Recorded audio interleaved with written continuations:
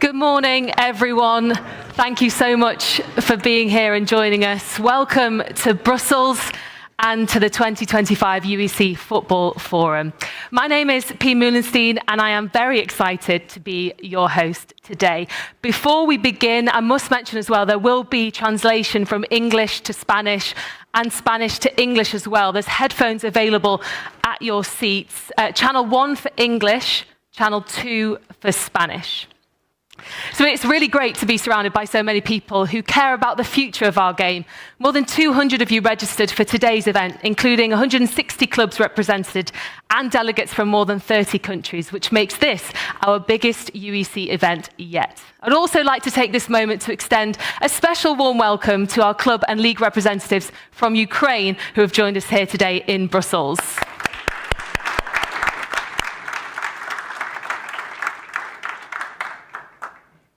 Well, the UEC was founded on a simple but powerful idea that every football club in Europe deserves a voice, from the world's most successful teams to aspiring community-based clubs, that from the heartbeat of Europe's towns and cities, we are part of the same story, and we all share the same dream. The UEC exists for a reason: to reward development, to protect balance, and to support football's social value.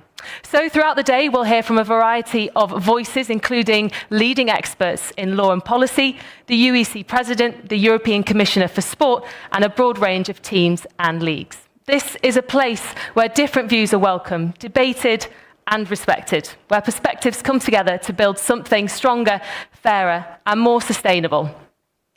For me, this event is very special because I was very lucky to grow up in a footballing family. My dad was dedicated to developing players from around the world, which eventually led him to becoming first-team coach at Manchester United under Sir Alex Ferguson. My younger brother is a professional footballer as well, and this season he's featuring in the Europa League with Go Ahead Eagles. And for me, I work as a football presenter and commentator on TV in the UK for both domestic and international tournaments. So I know that football is not just a sport. I see how it inspires communities and brings people together. Football now finds itself at a turning point. The choices we make in the next few years will shape not just competitions and football finance, but also the values of the game itself. If we listen, collaborate, and act, we can build a future that works for everyone. So thank you very much for being here. It will be a great day. And remember, together we can shape the future of European football. It is now time to introduce our first very special guest. As President of the Union of European Clubs and President of Brussels' very own Union Saint-Gilloise, Alex Muzio has been part of the forefront of reimagining what sustainable success in football looks like. He guided a club with one of the most inspiring stories in Europe to the Belgian Pro League title last season, and his advocacy for greater fairness and representation across the continent means he has become a key voice for change in football governance. Please join me in welcoming to the stage Alex Muzio.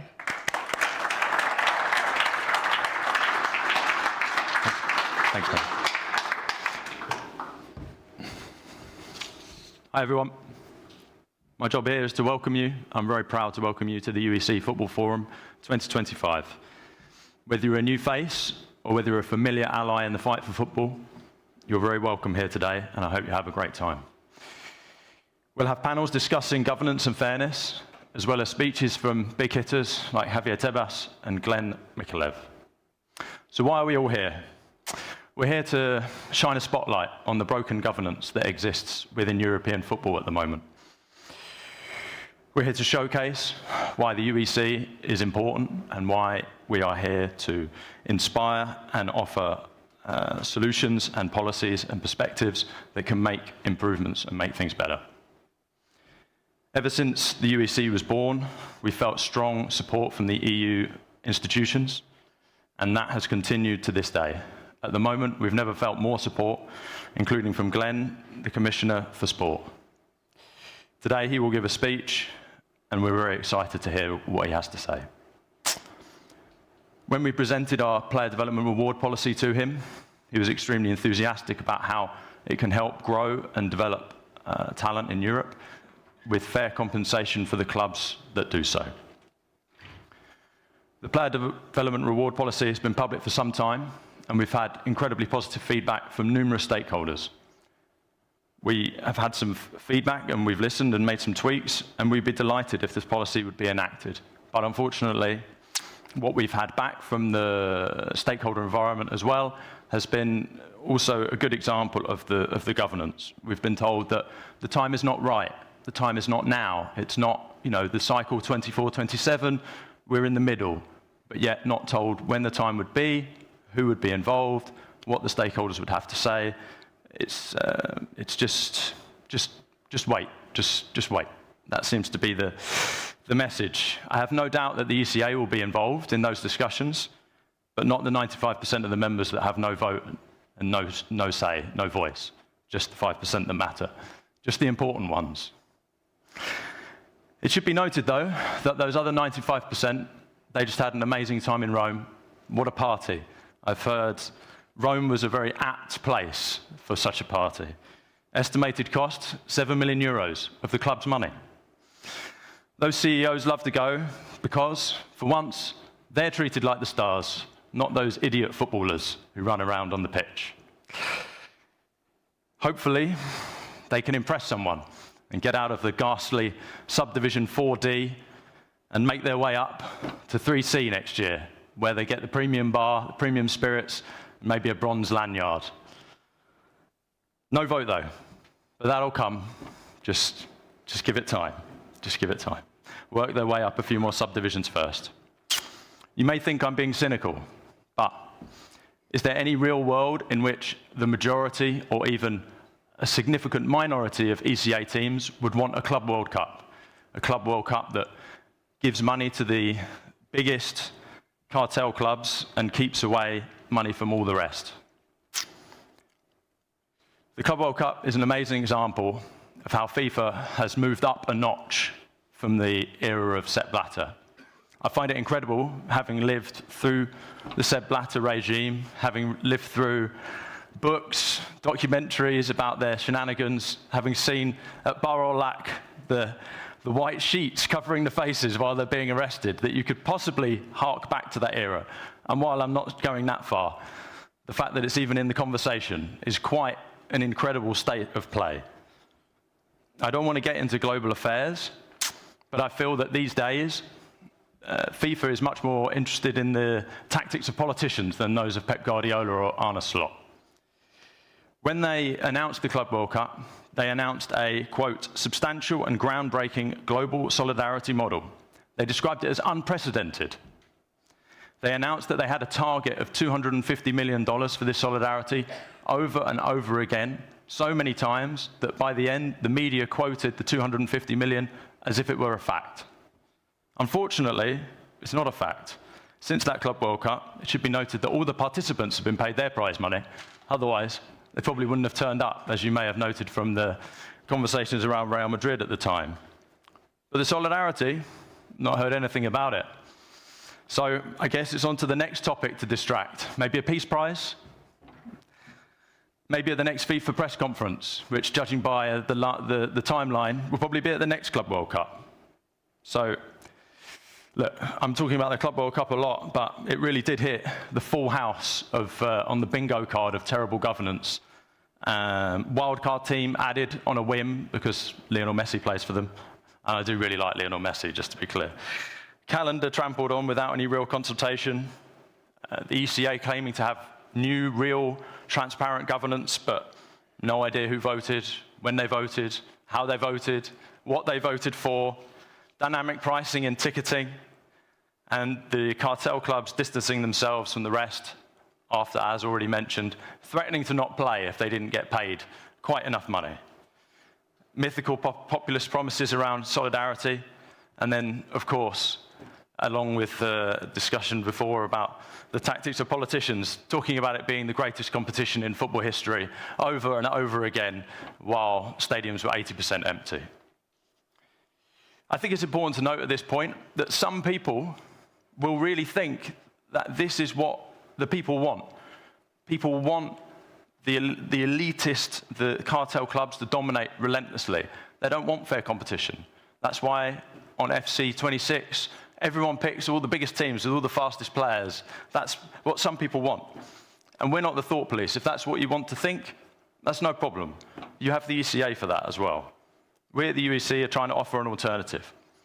At a recent stakeholder meeting, I was challenged and told, quote, "You just want to take money from the biggest teams," end quote. Well, unfortunately, yes.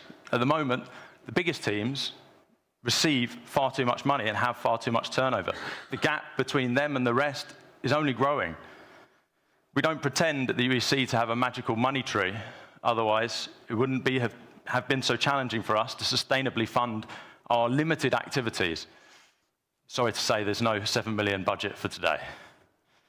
I am concerned that with this mentality, the cartel teams will continue to grow and grow and grow.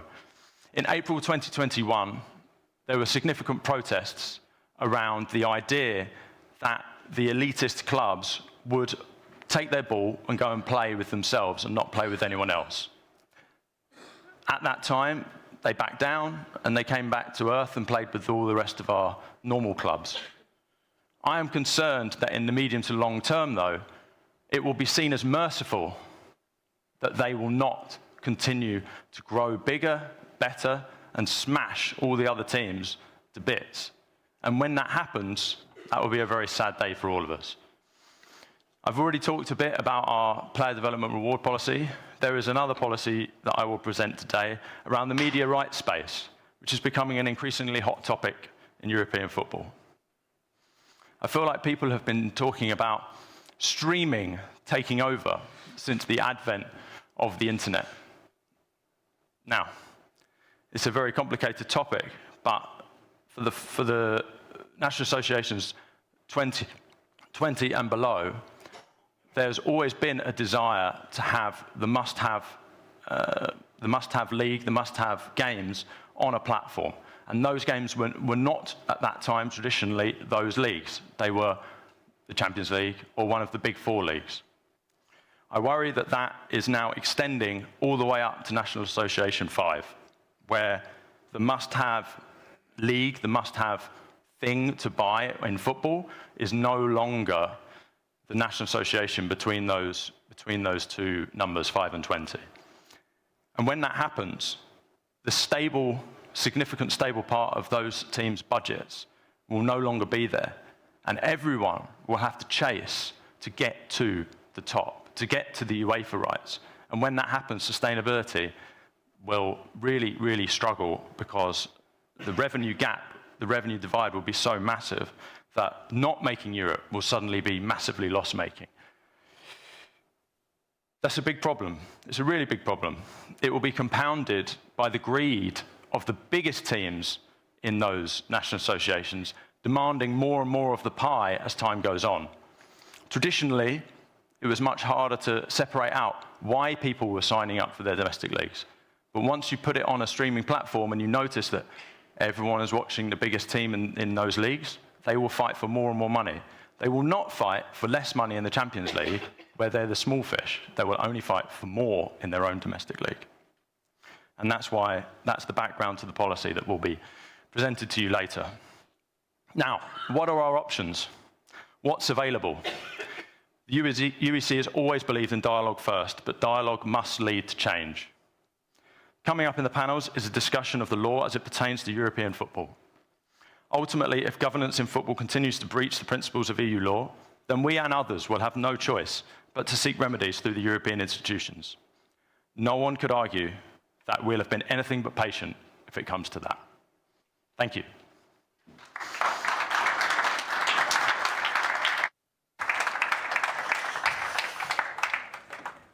Thank you very much, Alex. So our first panel explores now how European law is reshaping football governance and what that means for fairness, competition and representation. The conversation will bring together some of Europe's leading legal minds to examine just how well football's current governing structures align with EU principles of transparency and balance. Please welcome our moderator, Ali Walker of Politico Europe, Damien Nevin from the Graduate Institute of Geneva. They are joined by speakers Petros Mavroidis from Columbia Law School and Miguel Maduro, former Advocate General at the European Court of Justice and Professor at Lisbon's Católica School of Law. Thank you.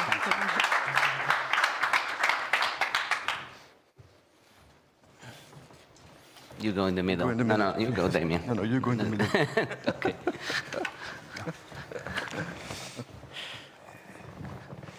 Thank you, Pien, for the introduction. As we heard there, the heart of this debate is how decisions are made on a governance level in football. We have representatives here today from domestic leagues, from clubs, from band groups, many people who argue that the current situation gives disproportionate influence to a small group of elite clubs, sidelining the majority across European football. In that perspective, it shapes who gets access to competitions, how revenues are distributed, and ultimately how fair or unfair the current system may be. So I'll come to you in a second, Miguel, to maybe set the scene on some of that.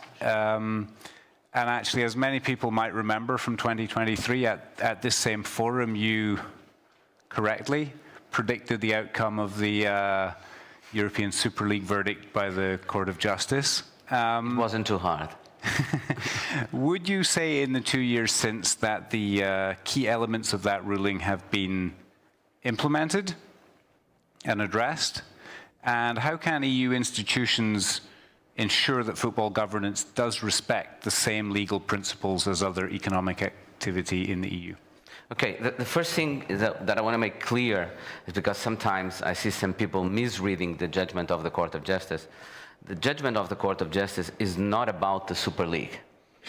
It's about the role of UEFA as a gatekeeper for competitions and the systemic conflict of interest that exists between UEFA at the same time deciding what competitions exist in European football and how they are organized and the rules under which they take place on the one hand, and at the same time being an economic actor, an operator in that market, almost the single or the dominant operator in that market. And that is what concerned the court. The court in no way validated a closed league.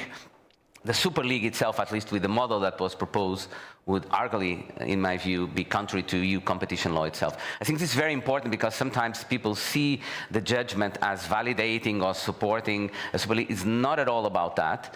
It's about the extent to which, for UEFA to exercise that role as the gatekeeper for European competitions and the regulator of European competitions, it needs to do so according to certain rules, a framework of decision, as the court put it, that we can describe as a set of good governance rules in order to prevent the risks of conflicts of interest that emerge between that double capacity of UEFA as an economic actor in the market on the one hand, and as the regulator and gatekeeper of that market on the other hand.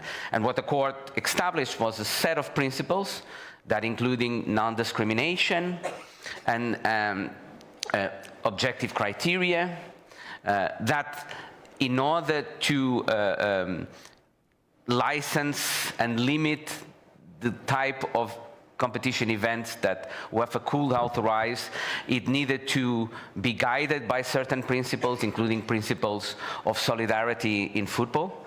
And I think in all of these aspects, UEFA has not complied with it. I mean, we can discuss it.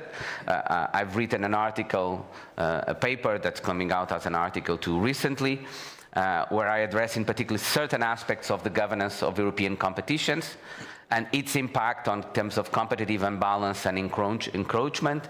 But on that specific aspect, for example, the Memorandum of Understanding with ECA, that is now EFC, clearly violates what the court says in the Super League, because all the clubs, ECA, on behalf of all its clubs, or EFC now, I think it's EFC now, the new, the EFC former ECA, basically commits on behalf of all other clubs not to compete and not to accept to compete in any other competition but the competition organized by UEFA. Clear violation of the principle of non-discrimination that the court had established on the Super League judgment. And then, as I've also, and I think the work of Damien and Petros on another paper that they've been working and which we have cooperated, demonstrates, if anything, the current structure of European competitions does not promote solidarity, does not promote competitive balance. On the contrary, is leading to greater encroachment and competitive imbalance. And this also undermines the conditions that the court imposes as necessary to accept for UEFA to continue to play the role as gatekeeper and regulator of this market. And to that extent, I think it's pretty clear that UEFA has not at all complied with the conditions that the court established in the Super League judgment. So to come back to the second part of the question, do you think there's something EU institutions should be doing to oh, yes. ensure that? Very much so. I'm surprised they haven't done it already. And I think there's a vicious cycle that explains why they haven't done it, but we can talk about that. What is the elements of political economy that explain why, from my perspective, such serious governance flaws in the organization of football, not only in Europe, but beyond. And moreover, their impact in terms of what is usually called the European sports model, that is extremely negative, including increased encroachment. That is, European competitions increasingly work as almost as closed competitions with a stable pool of incumbents on the one hand, and decreased competitive balance. It is surprising that in the presence of this and the link between these governance rules and these effects, that European institutions don't do anything about it. But to give you two very clear examples of patent violations of EU law that one can see, for example, in the Memorandum of Understanding between UEFA and EFC before ECA. One is the one that the non-competitive that I've mentioned, and the other one is there is a clause there whereby all ECA, again EFC, on behalf of all the clubs, commit not to go to court to defend their rights. That is, commit not to benefit from the principle of effective judicial protection of EU law, not to make use of EU law. I mean, it's something that's more violating, that there is a rule there, an anti-suit rule, clearly contrary to EU law, and nothing is done in that respect. Then there is the deeper question of the extent to which giving that exclusive role of representation to EFC in football on the part of UEFA is itself a violation of EU competition law. I think it is because two fundamental reasons. The first one, it gives to a particular pool of incumbents in the market for European competitions an exclusive role in shaping the rules under which those competitions are going to work. That market is going to work. And from my point of view, that's even a restriction by object in terms of what we describe as competition law.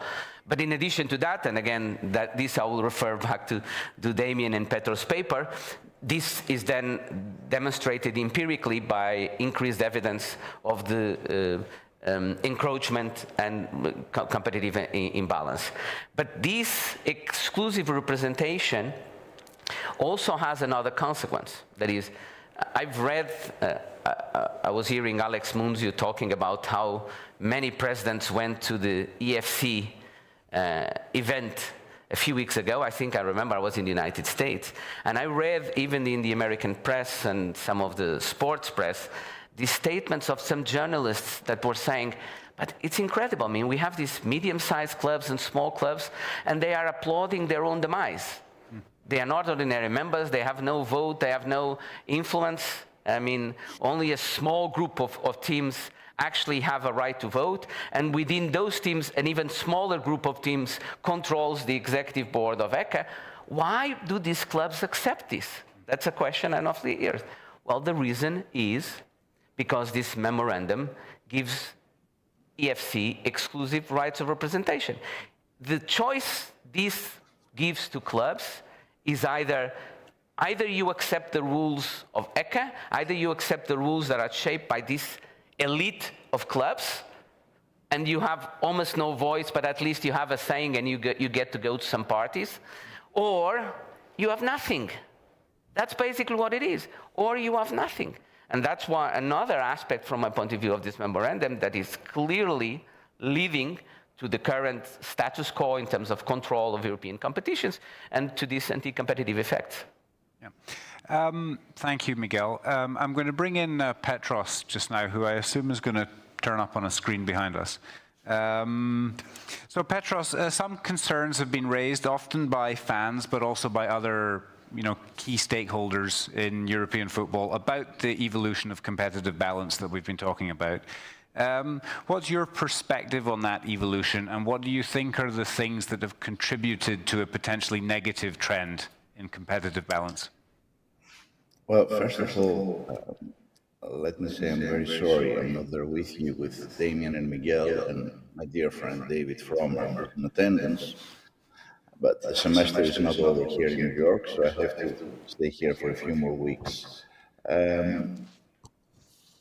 Let me start by saying that the benchmark can only be European law. There is no doubt that following 40 years of jurisprudence, EU law trumps UEFA statutes.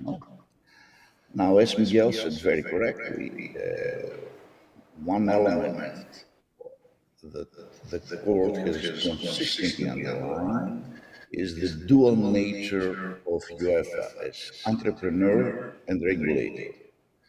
And the point that the court makes, drives home consistently, is that UEFA cannot exploit its regulatory prerogative to advance its commercial interests. That much is clear. Now, I want to add just one thing here. The court is particularly insisting on this point. It even leaned on a provision of the Treaty of the Functioning of the European Union concerning enterprises, likened UEFA with enterprises with special privileges, and imposed on UEFA the obligation to avoid the scenario just described. Now, what is the task of UEFA against this background? Well, we don't have to go far. UEFA's self-assigned task is, I'm the protector of the European sports model, promotion, relegation on merits in the pyramidal structure of European football. Fine. Has UEFA promoted, has it lived up to its task? Let me put it this way. And the short answer is no. And it's not just an affirmation, it's data that led me to this conclusion, and my work that Miguel referred to with Damien, but also with Luca Zerman, an Italian econometrician, is particularly telling in this respect. And in our view, the tipping point was the move to the use of the league coefficient as the decisive criterion for participation in European competitions. Now, what has happened through this move? Well, UEFA not only did not promote marriage, but in fact went the other way, undermined whatever competitive balance, or one dimension of whatever competitive balance existed between clubs in Europe. There is no more uncertainty as to who will win trophies. The uncertainty is limited to who will get relegated across divisions. And I have prepared a couple of slides, I don't know if you can put them up, which make this point. There you are. So this is the first slide, looks into, if you wish, the frequency of participation of clubs in the knockout stage. So we divide the period from the last 25 years in 3 periods of 8 years, roughly. Now, for each sub-period, the clubs are ranked from highest to lowest participation. And if you look at the red dots represent the frequency of participation. So, for instance, look in the first period, 2000-2008, the 10 clubs with the most frequent participation account for 40% of overall participation. Now, when we were doing this exercise, we were struck by two, if you wish, observations. There are a number of them. These are the two most striking observations, and they both concern entrenchment. First, the number of different clubs that participate in the group stage of Champions League, the same observation is correct for Europa League as well, is shrinking over time. It used to be 60 in the initial period, the top chart, 2000-2008. It has gone down to 40 in the second chart, and in the third chart, and we presume this is an irreversible trend the way things go. Now, this is not a small reduction, it's a reduction by 1/3. It's not inconsequential. Furthermore, if you look among the clubs that participate, there is increasing dominance of the most frequent participants. 3 clubs in 2000-2008 always participate. We moved to 4 in the second period, we moved to 5 in the third period.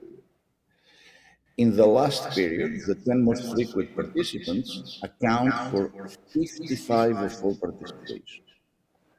Now, before moving to the second slide, let me say one thing here. Participation, of course, is not inconsequential when it comes to the point I made before about undermining the competitive balance. Because participating clubs, they have the benefit of direct injection of cash flow or prize money, but also indirect. I assume all clubs that play in Europe, I don't assume with the evidence, they sign contracts which reflect this participation when it comes to sponsoring, TV money, and so on. Now look at the second graph. The second graph is the point that Miguel also referred to. And this graph shows a measure of uncertainty of outcome in all matches. This here we take the English Premiership, which is supposed to be probably the most competitive league in Europe. And if the observation holds here, as you can imagine, and we have the evidence, it holds in many leagues across Europe. Because we've run this exercise across a number of European leagues. Now, what this graph shows you is that in matches with, let's say, no uncertainty, they have a low entry value, no uncertainty as to the outcome of the result. The early years are in blue, the later years are in yellow. Now again, two striking observations. The number of matches with high uncertainty falls by about 30%. The number of matches with little uncertainty increases. Look at the tail of the distribution in yellow, which completely covers the distribution in early years. Now, the matches with little uncertainty involve Man City, more than 120 matches overall, Chelsea, Man U, Liverpool, and arguably the biggest club in the world, Arsenal, which is in the range of 40 to 60.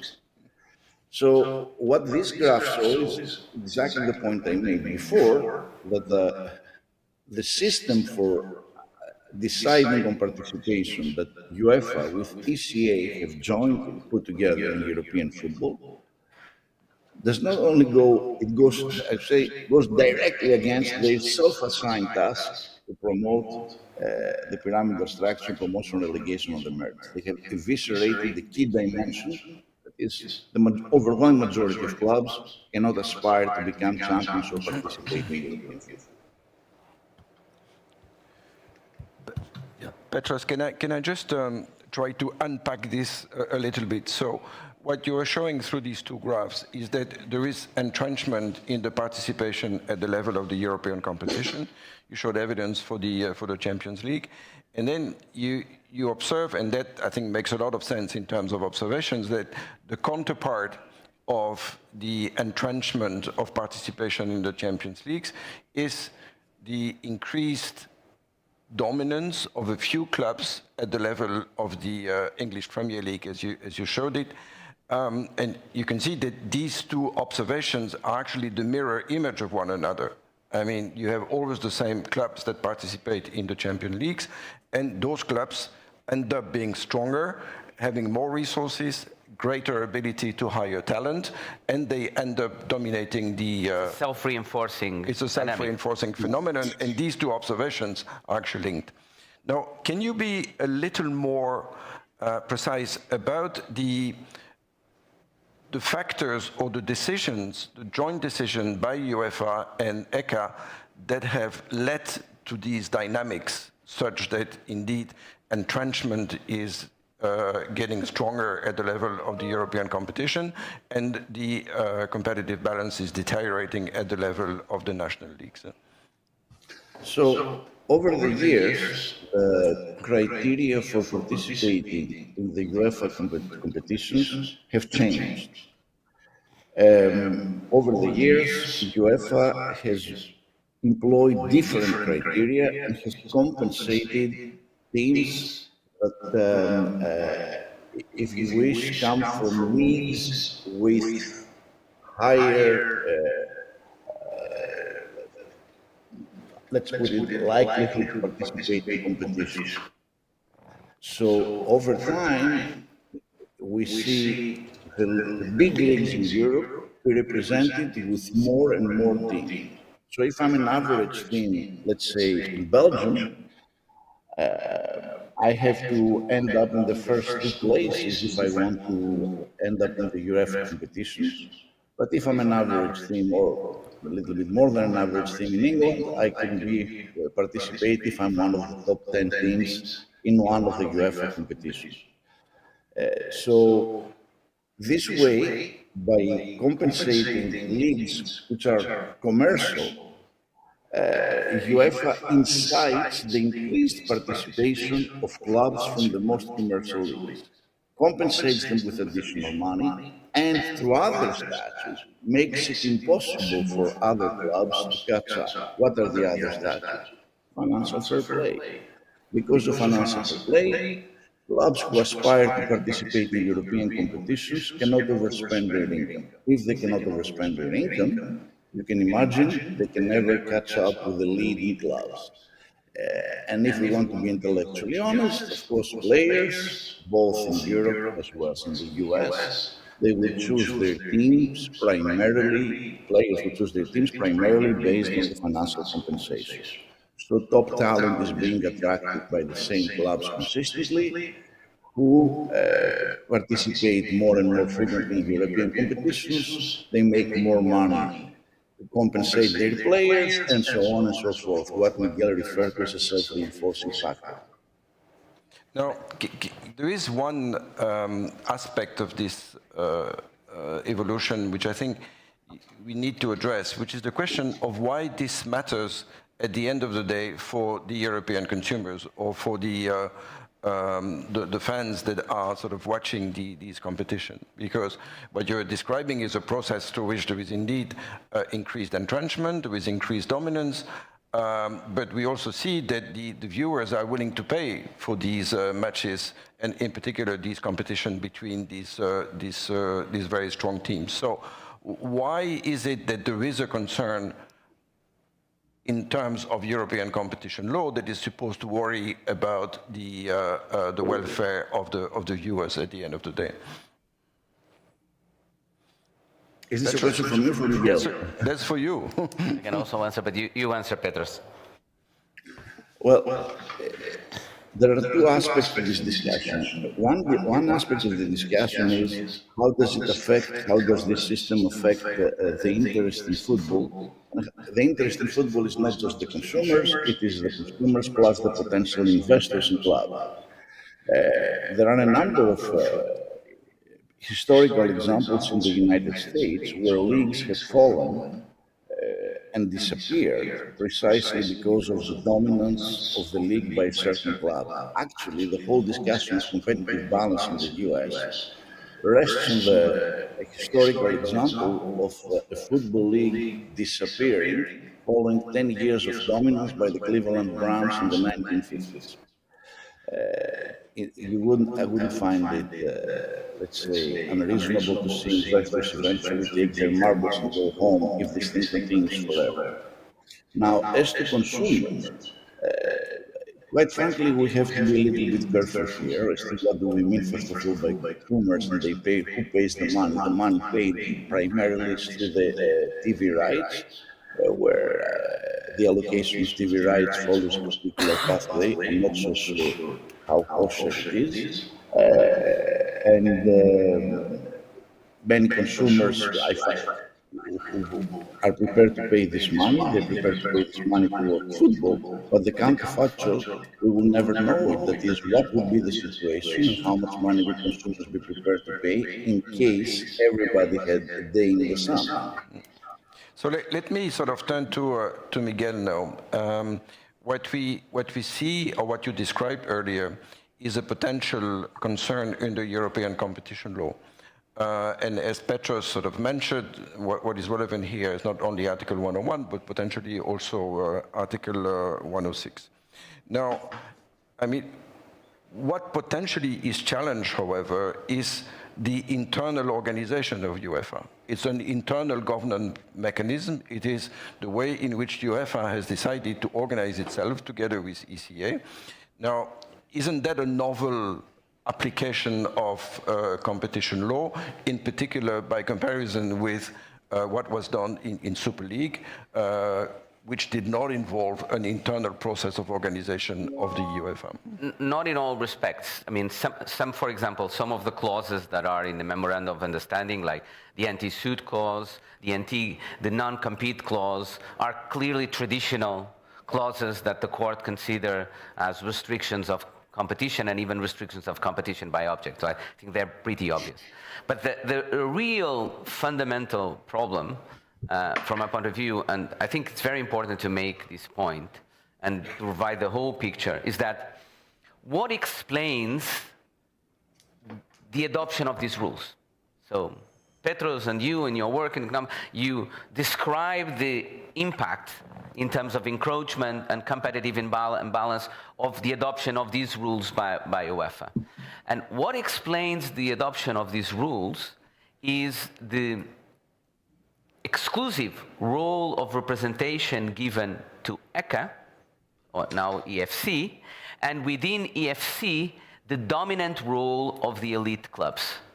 And these two things are linked because the elite clubs can only have the dominant role that they have even within ECA or EFC because of that exclusive representation that is given to EFC by UEFA. That allows that elite of clubs to continue to control the EFC, and in turn then with the agreement of UEFA to control, not to control, but to have a co-decision, a shaping role in the rules that determine access, seeding, distribution of financial resources of European competitions, and that ultimately led to this. So basically, what this does is that we are giving to an elite of clubs that are the dominant actors in that market a predominant role in deciding the rules under which that market operates. And that's why I think that while your economic evidence clearly demonstrates that this ultimately produces a lot of entity-competitive effects, I think this is even a restriction by object, by giving. Because can you imagine in any other area of the market a regulator calling the dominant economic actors and saying, well, we are giving you and only you the dominant role in deciding with us how we're going to regulate this market? I mean, this is clearly anti-competitive. And so what you're describing really is a protection by the incumbents against the potential of entry. Exactly. Yeah. I mean, and that is something that is very similar to Super League, of course. Yeah. I mean, the incentive there to prevent the entry of an alternative competition is present here as well in terms of protecting the incumbents against the potential entrants. And I just want to have something on the question of the consumers. Yeah. Because Petros spoke a lot about the European market, but let's think about the national market. The national market, the national leagues, I mean, as competitive balance decrease, uncertainty in the games decrease, this makes it less and less interesting for consumers. I mean, exactly. And that we are actually seeing on the economic value of media rights of many national leagues. Exactly. So we actually see it. It's because consumers are less interested because the games are much less uncertain. So the value of this I saw, economic for value of instance, media rights that the value of the TV rights for the Belgian top league is actually decreased in the in Portugal, they are facing the same challenge now. And that's a reflection of the reduction in interest for watching these competition, which is consumer harm. And it's very important to say this. These competitions then don't need to be organized this way.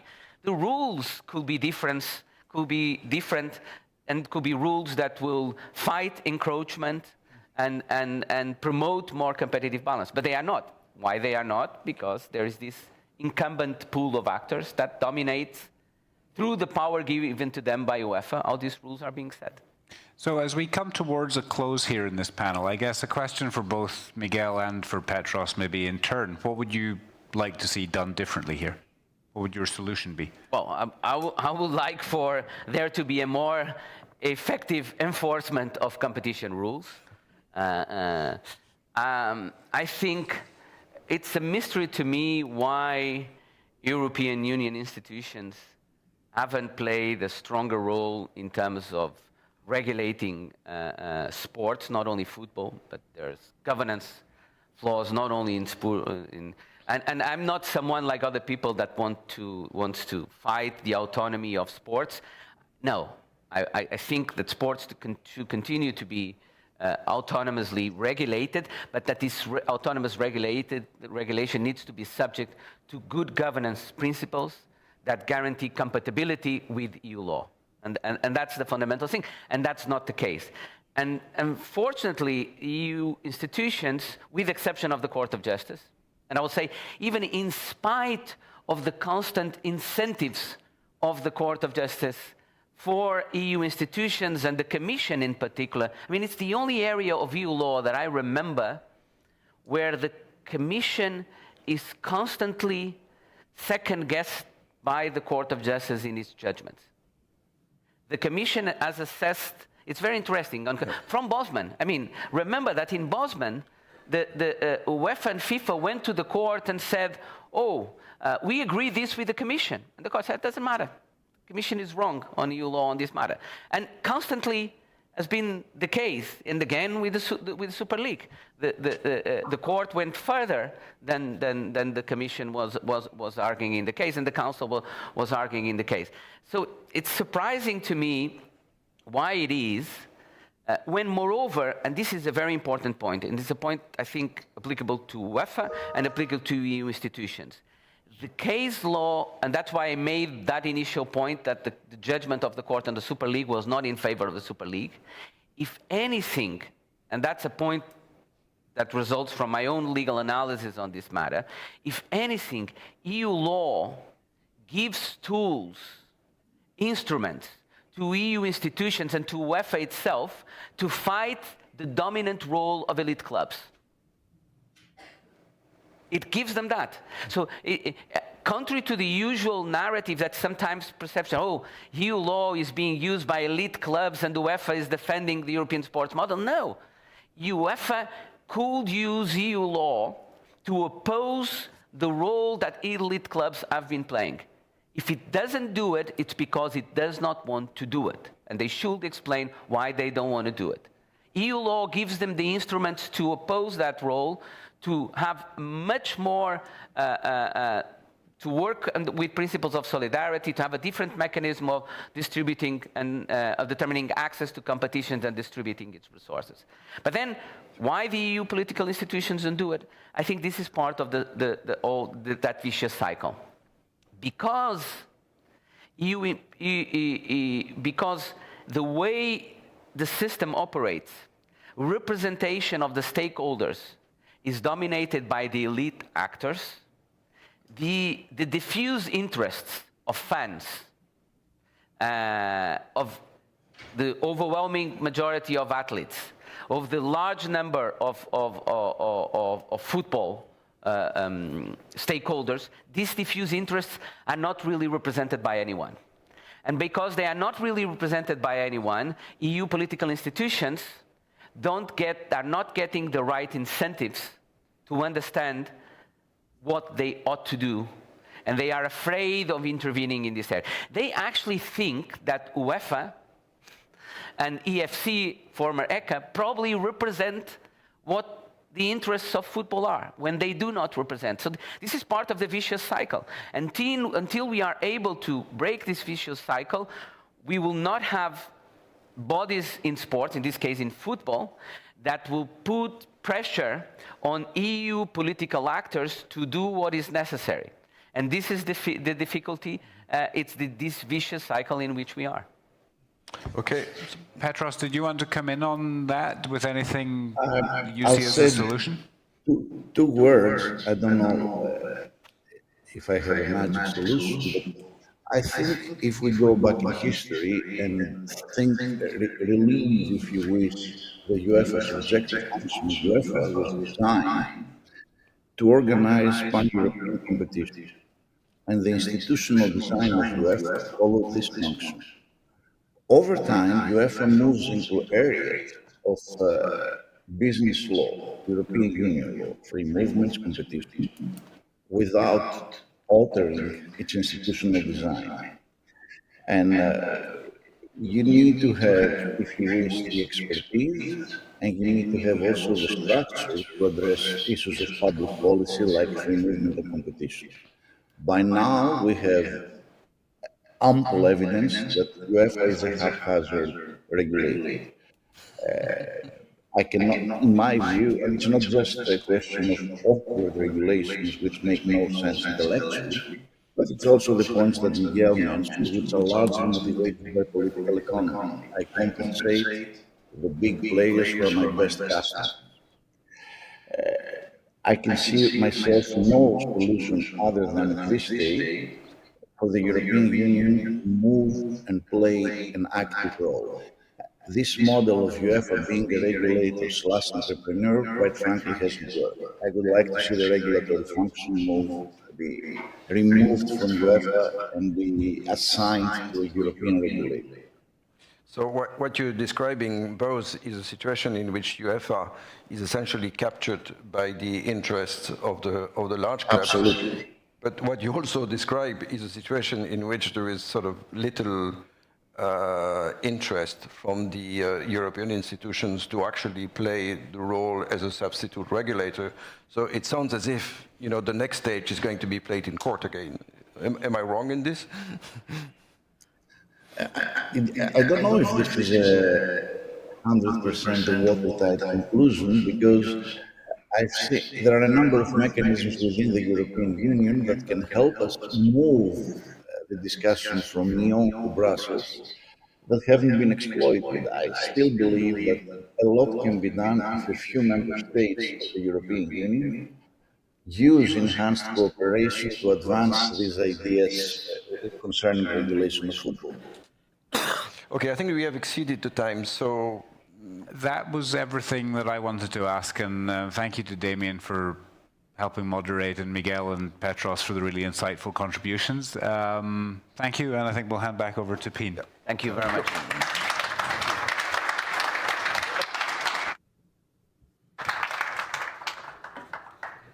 Thank you very much for that. Time now then to turn to one of UEC's cornerstone policy initiatives, the Player Development Reward. This proposal aims to strengthen the football pyramid by rewarding clubs who invest in training, youth academies and player development. To present this initiative and explain how it could effectively reshape incentives across European football, please welcome back to the stage UEC President Alex Muzio.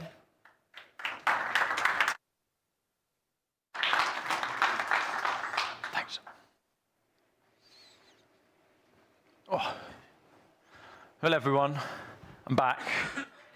I have to say, I'm a very positive person, and I appreciate that my speech was maybe not as positive as it could be, but that makes me very excited that I'm now here to present this policy to all of you, because I see it as an incredibly positive step for European football in many different regards, and as I mentioned in my speech, it has been received exceptionally well by everyone. And yes, I'm going to go Steve Jobs and start walking around. So sorry to the guys over there. I need the slides though, please. So this is the Player Development Reward. The idea is very simple. The idea is that at least 5% of UCC revenues goes into a large pot for player development reward. As you will guess from the title, it is about developing players. We kept it nice and simple. And these funds would be redistributed to clubs based on the minutes that their players have, that they had trained, played in European competitions, and the revenues that were gained by the teams that played in those competitions. Very simple. Only clubs from UEFA associations are valid, so any continents outside of Europe that train players are not entitled to this. And also, the only clubs that can receive this money, every club in Europe is valid, apart from the 36 in the Champions League phase. Once you've taken those amounts out, we then redistribute again, but that's a little bit of extra complication that might be unnecessary here. So, that brings to why this policy and why is it so positive. So, there are currently two forms of solidarity for European football clubs. Transfer solidarity from FIFA, that is distributed based on where the player was trained, what years he was trained, and it is very simple, 5% of all transfer fees. Now, it has a real positive that it rewards clubs that develop talent. Ultimately, if you don't develop any talent, you won't receive, your players will not have any transfer fees, and you won't receive any solidarity. And if you develop the best players in the world, it stands to reason that, in general, those players will transfer for large amounts, and you will receive your solidarity. However, as noted here, it's outdated, unpredictable, and unfair. It rewards transfers rather than genuine success. And as we're in Belgium, a simple example, you have Romelu Lukaku, Kevin De Bruyne, Thibaut Courtois, all developed in this country, all truly outstanding, world-class football players. And in the FIFA system, Lukaku has rewarded his developing club much more substantially than the other two players, simply because he has been transferred more times for more money. Now, is he better than the other two? I'll leave that up to your own subjective judgment. But there isn't the gulf that you will see in the amount of solidarity that has been distributed. Now, then there's the UEFA club competition solidarity. It doesn't specifically reward clubs that develop talent. It is for everyone. It is simply a distribution mechanism. Now, that is a real positive for cash flow for football clubs, so that is a big positive. But the negative is, it doesn't reward you if you're the best or you're the worst at youth development, which is what we're all trying to encourage here. So, why is the PDR so much better than those two? Well, it has all the positives. It has the steady cash flow. You know when your players will be playing in European competition, you have a good idea of the revenue, and it's annual. And it does not have the drawbacks that the others do, in that it doesn't reward you in a jolty way. Big transfer, nothing for several years. Big transfer, it's consistent.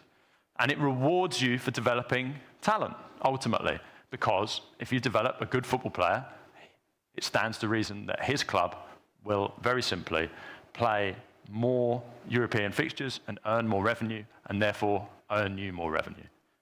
So, we can see some examples, if my clicker would work. So we have some examples. So I know that this is mildly complicated, so I want to take you through one exactly. So this is Federico Gatti, apologies for the pronunciation, of Juventus. They received 74 million in prize money as a club. He played 801 minutes for them, which was 8.1% of the club's total minutes. So, if 5% of the revenue is distributed to, as we propose, then these clubs here would receive what for them are substantial amounts for having developed a player of his caliber, of his talent. And as noted before, if he was never transferred for any transfer fee, despite being an exceptionally good football player, they would never receive any FIFA solidarity for transfers. Here are some other examples, just to give you a feel for how the policy works and for what sort of teams and players would be rewarded. We've had very good feedback from players themselves, from John McGinn directly, that he felt that this would be a very positive thing for rewarding the clubs that trained him. These are examples from last season. And some more here. Even goalkeepers count, so that's good. And you can see lots of different clubs, lots of different levels. Obviously, Denzel Dumfries, that would be a significant amount of money for his former team. Fucking thing, man. And again, this is from the Club World Cup, because we also believe that it should be relevant there as well, probably more relevant there than anywhere else. And maybe then you'd actually get some solidarity. Hey, that'd be nice. So, in our simulation, data provided by Transfermarkt, if the 5% that we requested was distributed, these are the sort of amounts that you would be talking about. Bear in mind, of course, as mentioned, no Champions League phase teams are entitled to this. So these would be amounts that would be distributed on an annual basis based on the way that the players have performed for their clubs. Even Bury down there with 15,000. That's that.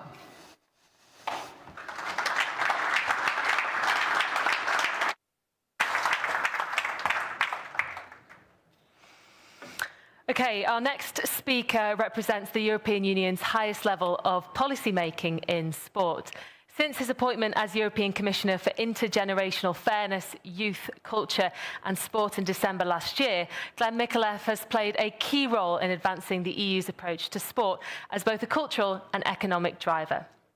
He has been an advocate for transparency, sustainability and social dimension of football, ensuring that Europe's most popular game continues to serve its communities. Please join me in welcoming Commissioner Glenn Micallef.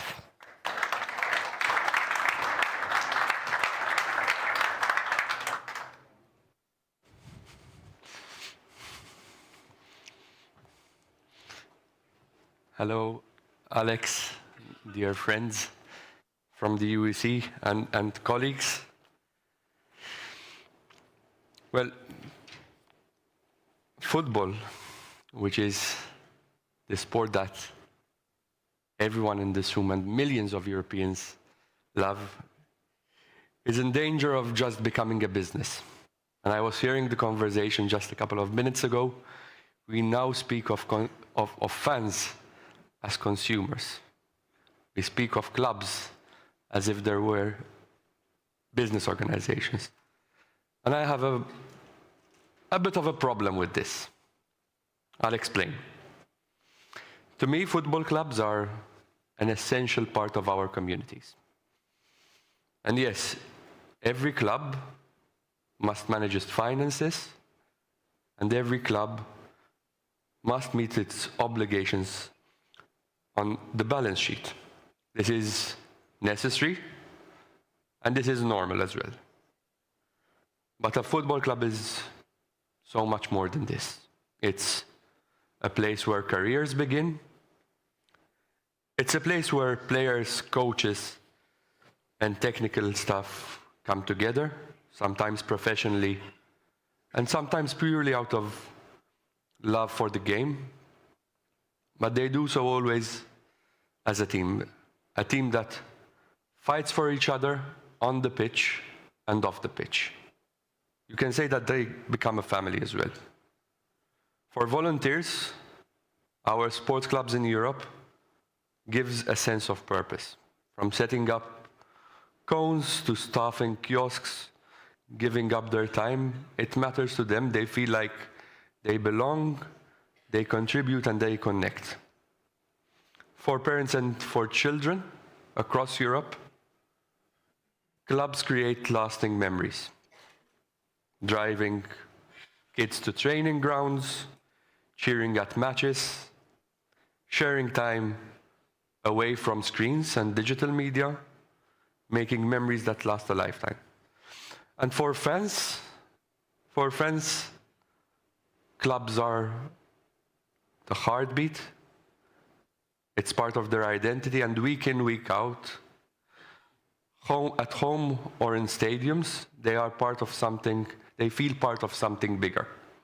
Singing, cheering, celebrating together, building communities. And this is exactly why football matters for well-being, for culture, and for society more broadly. And this is exactly why football is more than a business.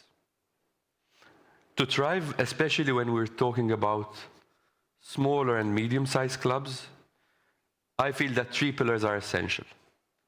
First, a strong local community, which is the soul of every club.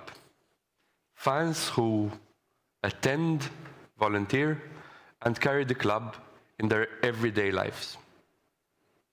Second is good governance. Leadership that balances financial side of football with social responsibility. Investing in players, staff, and facilities to remain competitive, without forgetting that the community is an essential part to making the club successful. And third, a strong squad.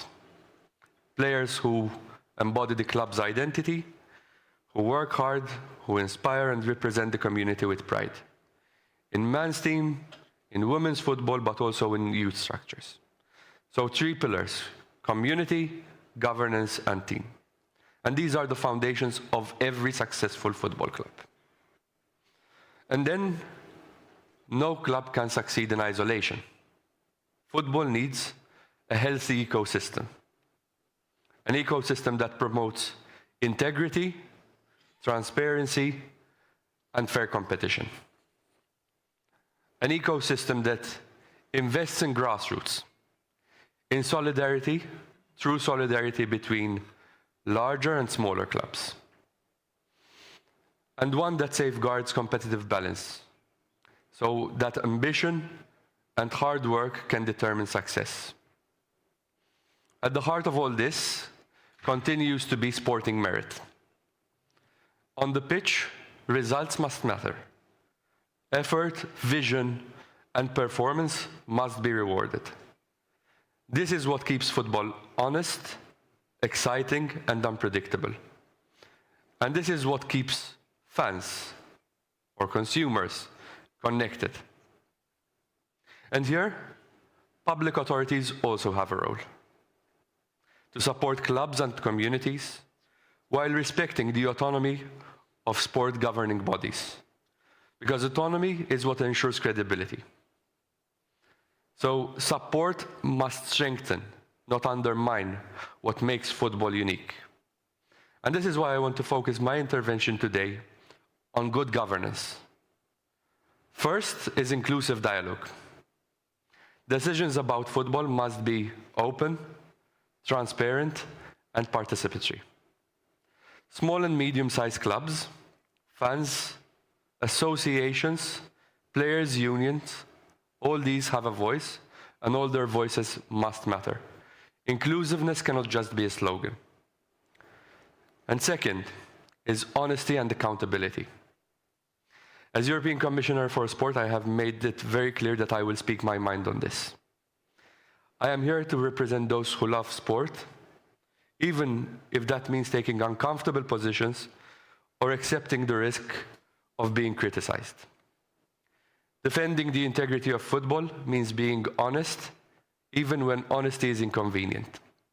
So honesty obliges me to say, something is deeply wrong when decisions by global regulators of football, especially decisions concerning player welfare, are taken without the largest players' unions even being present at the table. As shocking as it sounds, this is precisely what happened in Rabat just a few days ago. And as football lovers, as guardians of the sport, we cannot remain silent about this, no matter how powerful the organization involved may be. At the same time, I fully recognize that the organization that I represent, the European Commission, also has responsibilities to shoulder. Whether it is ensuring the correct implementation of the treaties or EU law, or assessing who is eligible to participate in our sectoral social dialogue, we must fulfill our obligations. Because only when those who represent players, clubs, leagues, and regulators are all properly at the table can the best decisions be taken.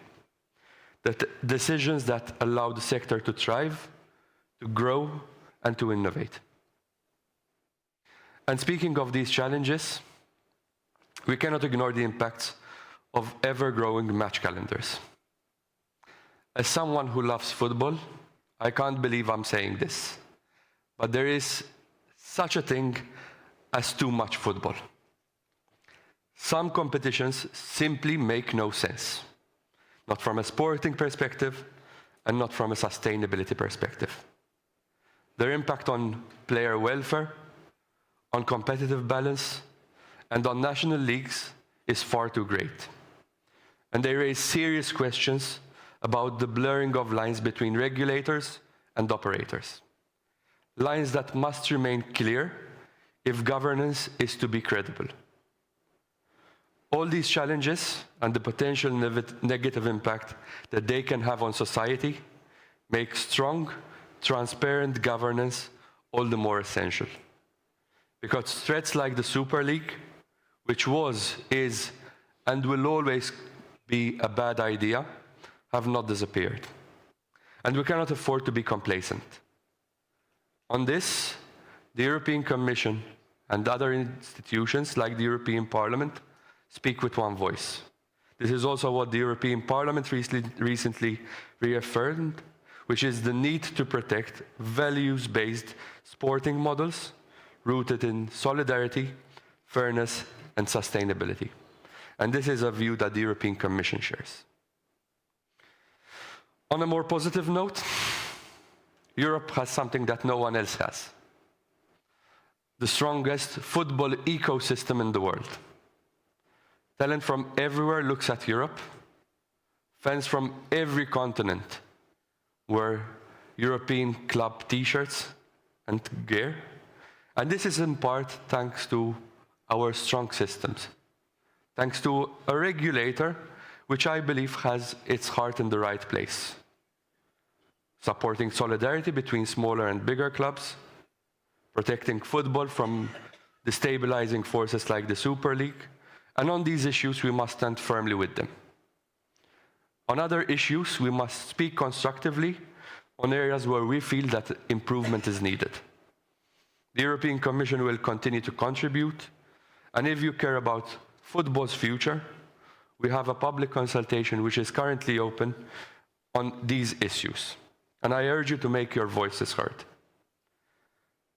And then I want to end with a personal reflection.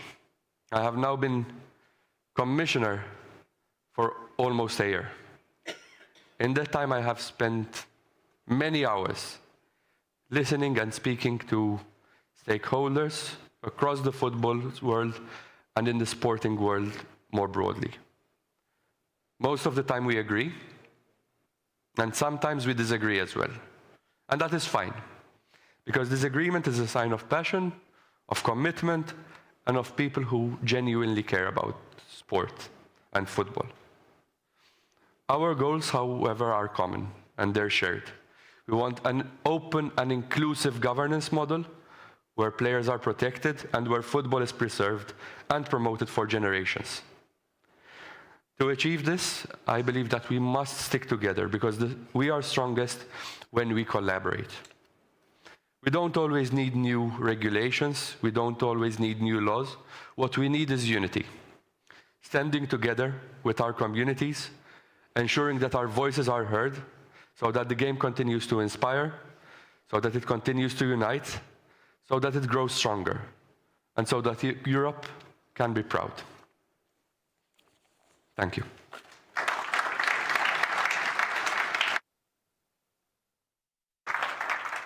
Thank you very much. Thank you. Time time for a quick break now. Hopefully you've enjoyed the last hour and a half, some really insightful conversations there. So 15 minutes for a quick coffee break, and then join us back here as the forum will continue. Thank you very much. Buddy.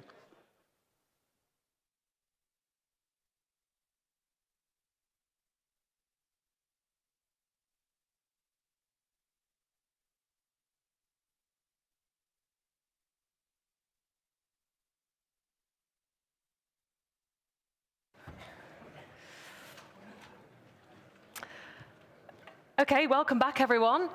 Next up, we are focusing on another very important policy initiative, the UEC's domestic media rights protection.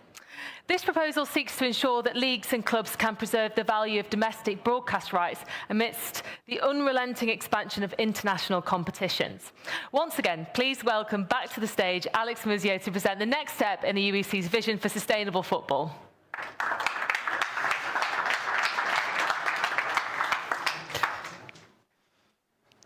Thank you. Thank you.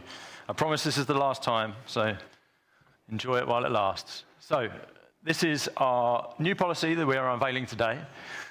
As you will have heard from my welcome and the speech, we believe that there are substantial issues coming for European leagues, domestic leagues in general, where the UEFA rights are rising, even plateauing would be still dominant versus domestic leagues' rights, which are generally declining, especially from national associations 5 and below.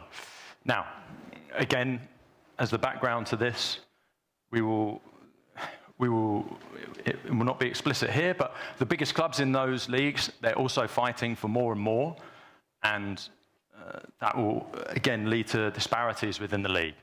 So, our policy is that. Our proposed policy, I should say, unfortunately not enacted yet, would be that if a country spends more money on UEFA club competition rights than its own domestic league, then a percentage, 35% is what we've calculated, of that surplus would be set aside as media rights protection. Now, how those funds would be redistributed, we would distribute them to the relevant national association to help preserve competitive balance. So instead of, again, the top teams in the leagues going further away because of their UEFA money, it would be more evenly distributed. So you can see here, already in 30 national associations out of 55, UEFA rights are higher than the domestic rights. We anticipate that this will be a growing trend rather than a current situation, and that that number will only increase, not decrease. So we're also noticing as well, of course, that UEFA competitions are treading on domestic leagues in terms of the calendar, in terms of availability of dates, in terms of everything of that nature. Now, here are some examples. Again, our policy, when it comes to policies at the UEC, is to keep them as simple and as understandable as possible. So it's very straightforward. In France, as it stands, they spend approximately 480 million euros on UEFA rights. Now, there is an asterisk here because, of course, we do not know at the moment what the summation of the French television rights will be. We have probably done a slightly optimistic estimate, I would suggest, which would lead to 80.5 million being redistributed. As you can see in Sweden, the ratio is even more stark, where it's around 4 times the domestic rights deal. And in Ukraine, even more stark again, we're going to 24 times. And the idea is very simple. The idea is that you redistribute to that league to balance out the league in some way. Here are some other leagues. And again, the total is 208 million is the planned, but that would be for now. As I note, we see this trend going only in one direction, And as such, that amount would only increase over time rather than decrease. At the moment, 30+ leagues would benefit from the policy. These are the biggest ones. And on the next slide is the others, which I will leave for now. I would like to add before I go that I presented a policy earlier that is very positive in terms of youth development. Now, it should be noted that as it stands, Union Saint-Gilloise, my club, has historically not had a tremendous academy. We're working on it, we're working to improve it. But as it stands today, what would happen is we would give up 5% of our Champions League revenue and we would receive essentially €0 back. In this, I believe that we will regularly qualify for European competitions as a club. And again, this policy would be costing my individual club money rather than gaining money. It's important that stakeholders in general can propose things and be genuine actors, that sometimes things are more important than their individual personal interests. And these two policies are clear examples for myself. Here are some other countries. You will see the amounts might not look big in the grand concept of European sport, but for the Maltese League, 770,000 distributed for between each of their other clubs would be a very reasonable part of their budget. So again, this is the amounts today, 24-25, and we would anticipate there would be more leagues in the future where this would happen and would be a problem, rather than less. And that the amounts would also increase as time goes on, given the way that domestic rights are generally declining, whereas UEFA rights are increasing. So that's the idea. Last from me today, relax. Thanks, Alex. Thank you, Alex. You can relax now. Job's done. Right, time for our second panel of the day. And this takes on an important question facing our game today. Should European institutions play a stronger role in regulating football?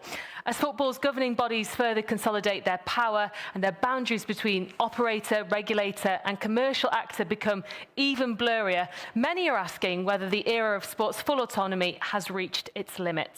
So, to lead this discussion, please welcome back our moderator, Ali Walker of Politico Europe, plus Jan Exner of Charles University, Jan Zaglinski from London School of Economics, and Giorgio Guazugli Marini, Head of European Commission Sports Units.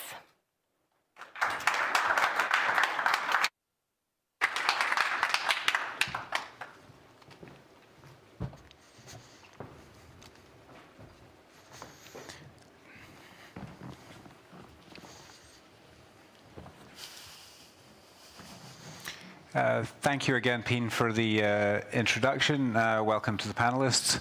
On the first panel this morning, I think we heard a bit from our speakers about how they thought possibly the European Union should take a more active role in helping regulate football and potentially other sports.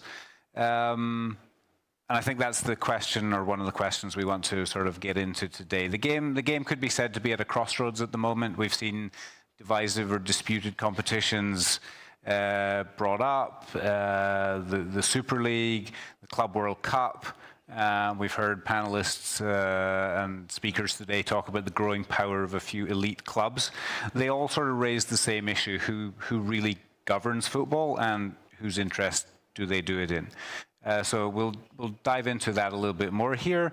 We'll wonder whether the EU should create some sort of European Sports Act to regulate football, a legal framework that would bring together fairness, transparency, representation at every level of the game. And we'll ask, does football need that, or can it manage without one? So I'd like to start with a question for Jan Exner. If we look back to the Super League case and the recent Club World Cup, these sort of proposals don't happen in a vacuum. In light of the controversies that both competitions engendered when they were proposed, do you think football can claim to govern itself effectively, or have we reached the limit of self-regulation? Good afternoon, everyone.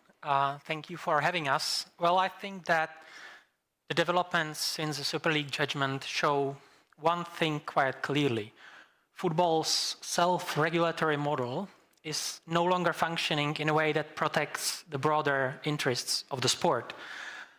Just look at the Super League, the ISU judgment, the Diarra case, or even the Serang case from this summer. They all revealed kind of structural problems that we identify in our proposal. For those of you who are not familiar, me, Jans Glinsky, and Steve Wedderell from Oxford, we drafted a proposal for a European Sports Act, a regulation imposing minimum good governance requirements on sports organizations. And we look at all the problems, a concentration of regulatory, commercial, and disciplinary power all in one hands, with too little transparency, too few checks and accountability, and no effective measures when the governance fails. And we believe that these are not isolated apples. These are systemic symptoms. Because if football governance would be functioning properly, the courts would not be called to correct it every few years. Yet we see that football clubs and other stakeholders increasingly have no other choice. Let's just look at the complaint against the FIFA match calendar or the new Club World Cup. That's just another example. A massive commercial value with huge sporting consequences, adopted with no real transparent consultation, benefiting only a few richest clubs. So this is precisely the pattern that we discuss in our proposal. Decisions with huge economic and EU-wide impact taken by private bodies with no real limits. And the recent events there, they just reinforce the picture. I mean, let's just look at the dissolution of the FIFA's own Human Advisory Board, concerns about the 2034 World Cup attribution, or repeated warnings to governments, do not interfere. I mean, it just shows that self-regulation is used as a shield against accountability, not really as a tool for good governance. So the question is, can football still self-govern itself? And my answer and our answer would be, well, not in a way which delivers what the European sport requires. Transparency, good governance, stakeholder representation, integrity. So self-regulation works only if the good governance is credible. And today, we believe that it no longer commands trust. So this is why the litigation keeps escalating, and this is why we have national regulators trying to intervene. And we believe that what is missing today is an EU-level framework, like not to micromanage football, no, but to ensure that the autonomy of football governing bodies is earned through good governance. So we believe that the European Sports Act would give us exactly that. Predictable, clear, accountable rules for human rights, stakeholder representation, and other good governance requirements. So in brief, to answer your question, sorry I was so long, I believe that self-regulation has reached its limits, and the question is more about what replaces it. Don't worry, I think that was very succinct and a really insightful opener to the topic. I'll come next to Jans Glinsky. In your proposal, you argue that without EU intervention here, sports governance will remain unrepresentative, will remain untransparent, potentially resistant to reform. Do you think that momentum for change is building at the moment? Where would you see that momentum coming from? And do you think sport, football in this case, is open to change? Let me maybe start where I don't see momentum coming from. It's the governing bodies themselves. Alex referred earlier today to those famous photographs, the white sheets outside the Rolac. Remember, that was 10 years ago. 10 years ago, we still believed that a genuine self-correction, reflection process could take place inside FIFA and other federations. And I think 10 years on, no one is under that illusion anymore. So there's a growing consensus that external intervention is necessary. And here I do actually see a lot of encouraging developments. The first is a growing number of countries have started to regulate sports. France, a few years ago, has adopted a law aimed at democratizing sport. Spain has just overhauled its National Sports Act. The UK, of course, has the flagship initiative in this sector, the Independent Football Regulator. The Polish government has announced it's going to look into sports governance. So this is really an avalanche of regulation. Not just in Europe, mind you. Australia, India, South Korea, Mexico have all taken steps because they understand that self-regulation is over. We need to make sure that sport, football in particular, abides by the values we want it to abide, and it's been captured by certain powerful actors from the inside. So this is one thing. The other thing is that we see a lot of, I think, quite promising initiatives within the world of football itself. And that's quite important in my view, because we can't have a genuine reform of the game without support from the inside. The fact that we're sitting here as part of this forum at an organization that's representing clubs, that's aiming to increase democracy, solidarity, good governance in football, that's remarkable in and of itself. I don't think 10 years ago we would have thought this possible. FIFA is becoming an important actor. They're calling out FIFA, UEFA, national associations on some of the problems they've been causing, overloading the match calendar. Individual groups of players have been active, voicing their concerns about environmental protection, about the women's game. Some national associations as well, think Norway. Interestingly, even agents seem to be on board when it comes to reforming football. But probably the most important stakeholder, in my view, inside football are the fans. The Super League saga, I think, really gave them a sense of empowerment. It showed them that, they can affect change. And I don't say too many good things about Bayern Munich, but I will say that their fans at the latest Club World Cup, to show that amazing banner, FIFA is more poorly governed than it was 10 years ago. So this message is arriving in the terraces as well, and I think that's quite meaningful.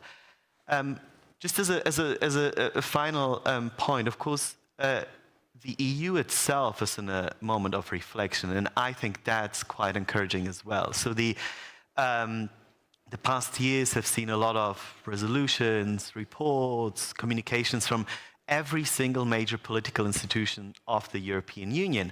The European Parliament's resolution from a few weeks ago is very, very explicit and more direct than ever in calling out all of the failures of football governance. So I think there's movement, there's momentum. There's probably more momentum, actually, than in a very long time, possibly ever. And just, with my academic hat on, there's a lot of scholarship showing that regulation tends to follow crises. When a sector proves incapable of handling its own affairs with negative effects for its own members, but also for society more broadly, the political process tends to step in.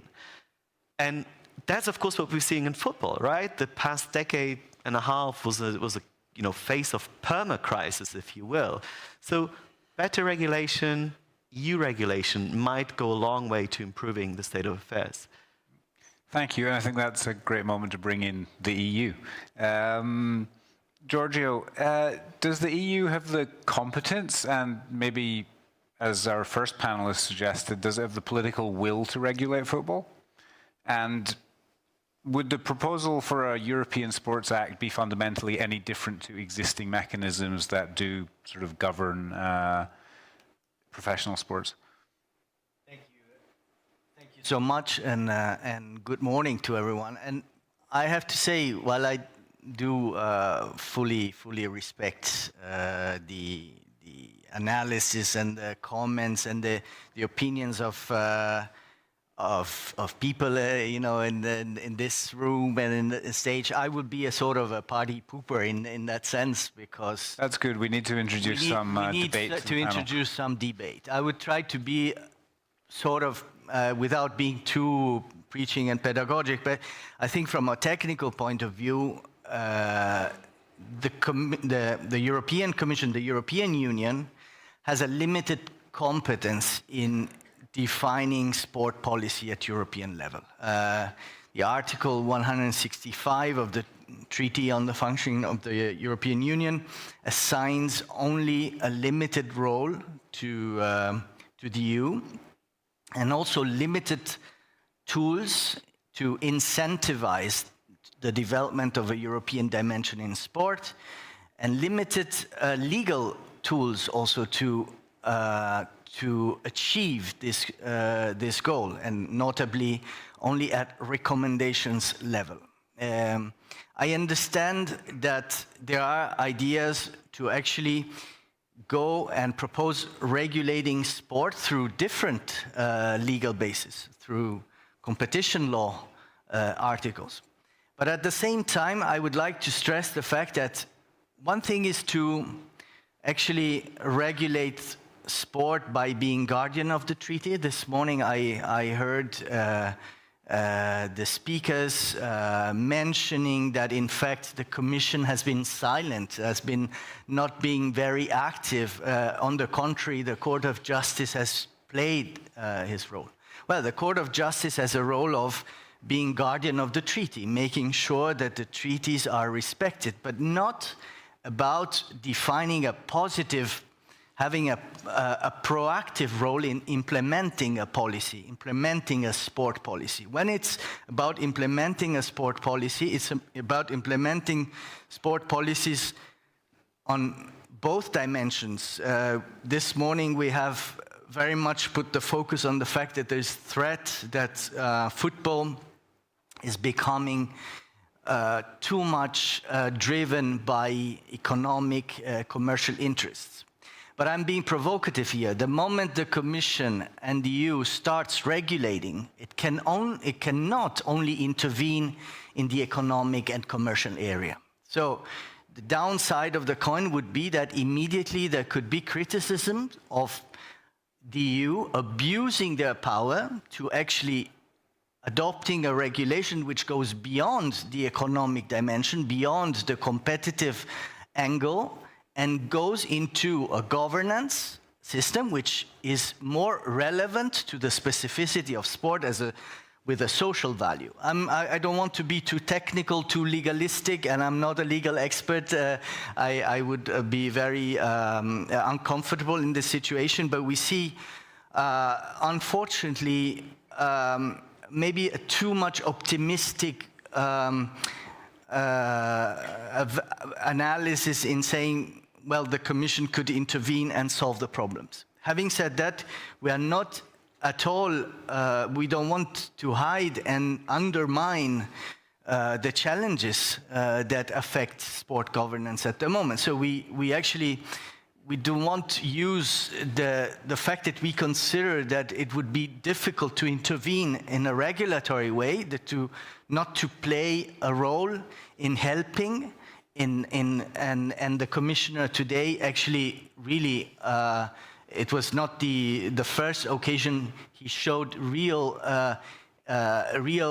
commitment in trying to put oil in the machine, to try to solve the big challenges that affect football at the moment. So I'm trying to be brief, but I'm turning into the political side. So from a point of view, political level, I don't think, leaving aside the technical, legal aspects, we know that a regulation can be initiated by the Commission, but then it has to be approved and endorsed by member states and by Parliament. Parliament is actually very much expressed with this report an intention to intervene and help. But member states have different realities. Member states might have different positions, and might, as you were saying, might go forward in adopting their own regulations, which could then become conflicting with a possible European regulation. So here we are just saying, not to mention the fact that a regulation would regulate the EU member states, hypothetically, but not the European geoscope of what is European football at the moment. So I see some elements just to put some doubts on that. I don't want to actually really be a party pooper and completely undermine the work, because it's genuine work that tries to find solutions to a problem that we see. So politically, I think the Commissioner mentioned inclusive governance. Yesterday, I was also in a meeting where I heard the speech of the president of the International Olympic Committee, who was saying, we only work if the last element of the chain performs well. We perform as good as the weakest element of the chain. So this means recognizing the value of an ecosystem of football as a whole. So to answer short, I would have some doubts on intervening with a regulation in this area. Okay, well, we're going to bring Jan and Jan back in now, I think, because you've outlined sort of three proposals for how this could work in your thinking, and I wonder if you could maybe talk the audience through what those proposals are in brief, and which one you think is maybe the most realistic in light of some of the caveats that Giorgio has thrown up. Should I actually maybe start, or should I start with the proposals and then you jump in on the? It's we've been having this conversation in a friendly way for a while. So it's good just to take this to the next step. So ostensibly, I'm now thinking, if I were in George's shoes, what could I do? Now, so there's three options ostensibly. So the first is cooperation. We have informal or formal agreements with some of the stakeholders here. We're going to help them financially to achieve certain things. We're going to incentivize the game to move in a good direction. This is the easiest thing to do, but it's also the least effective. We are in the realm of soft law, of non-binding measures. And a classic example is the European Union's agreement with UEFA, which, if you read through it, has beautiful rhetoric. Let's promote good governance. Let's strengthen gender equality. Let's do something for financial solidarity. But of course, it's a paper tiger, because none of this is enforceable, so UEFA doesn't have to comply, and it doesn't comply, right? So the next step is litigation. And here the idea is simple. Let's just bring court cases. This, of course, is the latest trend in football and sports across the world, and it has one big advantage. This is binding. If you feel you have been wronged by a federation or association or any other actor in football, you can bring a court case today or tomorrow. And if you're right, the European Court of Justice will give you an enforceable ruling. Now, this is good, this is better, but it comes with a big problem. It's all ad hoc and it's all unpredictable. We don't know who's going to bring these cases and about what issues, which makes governing really, really difficult. We want to talk about training compensation now and financial solidarity. Well, tant pis. Currently, there's just cases on sports arbitration and agent fees. So it's interesting to hear earlier that the UEC is considering legal action on potentially solidarity payments. You know, the problem with that, though, is it's a bit like whack-a-mole. You solve one issue, but you know how poor football governance is. You'll be litigating for half a century until we get all of those problems sorted. And this is really why we are so firm about legislation being the best way out here. It's predictable, it's coherent, it would create a regulatory framework that takes out some of the uncertainty also from the sector. No one wants to be in court all the time. You know, David Squires from The Guardian calls it lawyer ball now. We would have EU legislation that sets out some ground rules, doesn't interfere too much, but sets out some good governance principles. And I think it can be done. Again, we don't want to go into the legal technicalities so much. The European Parliament has recognized it can be done. Article 114, the internal market competence, is there. There's cross-party consensus on including that in the resolution. So I do think we're kind of moving on with the debate. And you know, as our proposal says, this is probably a good way of just kind of getting a bit more out of the sector and improving governance standards. Mm. No, you're right. I would just like to follow up on that by commenting a bit on the diverging national regulations. But let me start with the premise. we name something a European vision of sport, but that's not something new. That's something that we already have foundations for. I mean, if you just look into the case law of the Court of Justice that we've been discussing, if you look at the member states' legislation, if you look at the parliaments and ministers' resolutions, they all mention the same things: integrity, open competitions, solidarity, stakeholder consultations, and other principles of good governance. And in our proposal, we show that these are not just abstract ideals, that they are already there in national legislation. But the problem is that national regulations on sports governance are fragmenting. I mean, Jan already mentioned, France imposes governance requirements. Spain tries to strengthen athletes' representation, athletes' rights. Poland is moving towards gender quotas. Germany and Sweden retain club ownership rights. So there is different regulations, and in our opinion, this proves two things. Member states, they have both political appetite and constitutional basis to regulate sports. But second, they are doing so in very different ways. And they create divergences that unfortunately increasingly affect both competition and investment across borders. So this is why we believe that the European action, that the European vision of sport is not only achievable, as Jan mentioned, but it's also necessary. I mean, if national regulations continue to develop in different ways, we end up with structural fragmentations, different ownership rules, different good governance standards, different levels of athletes' protection, and nobody really wants that.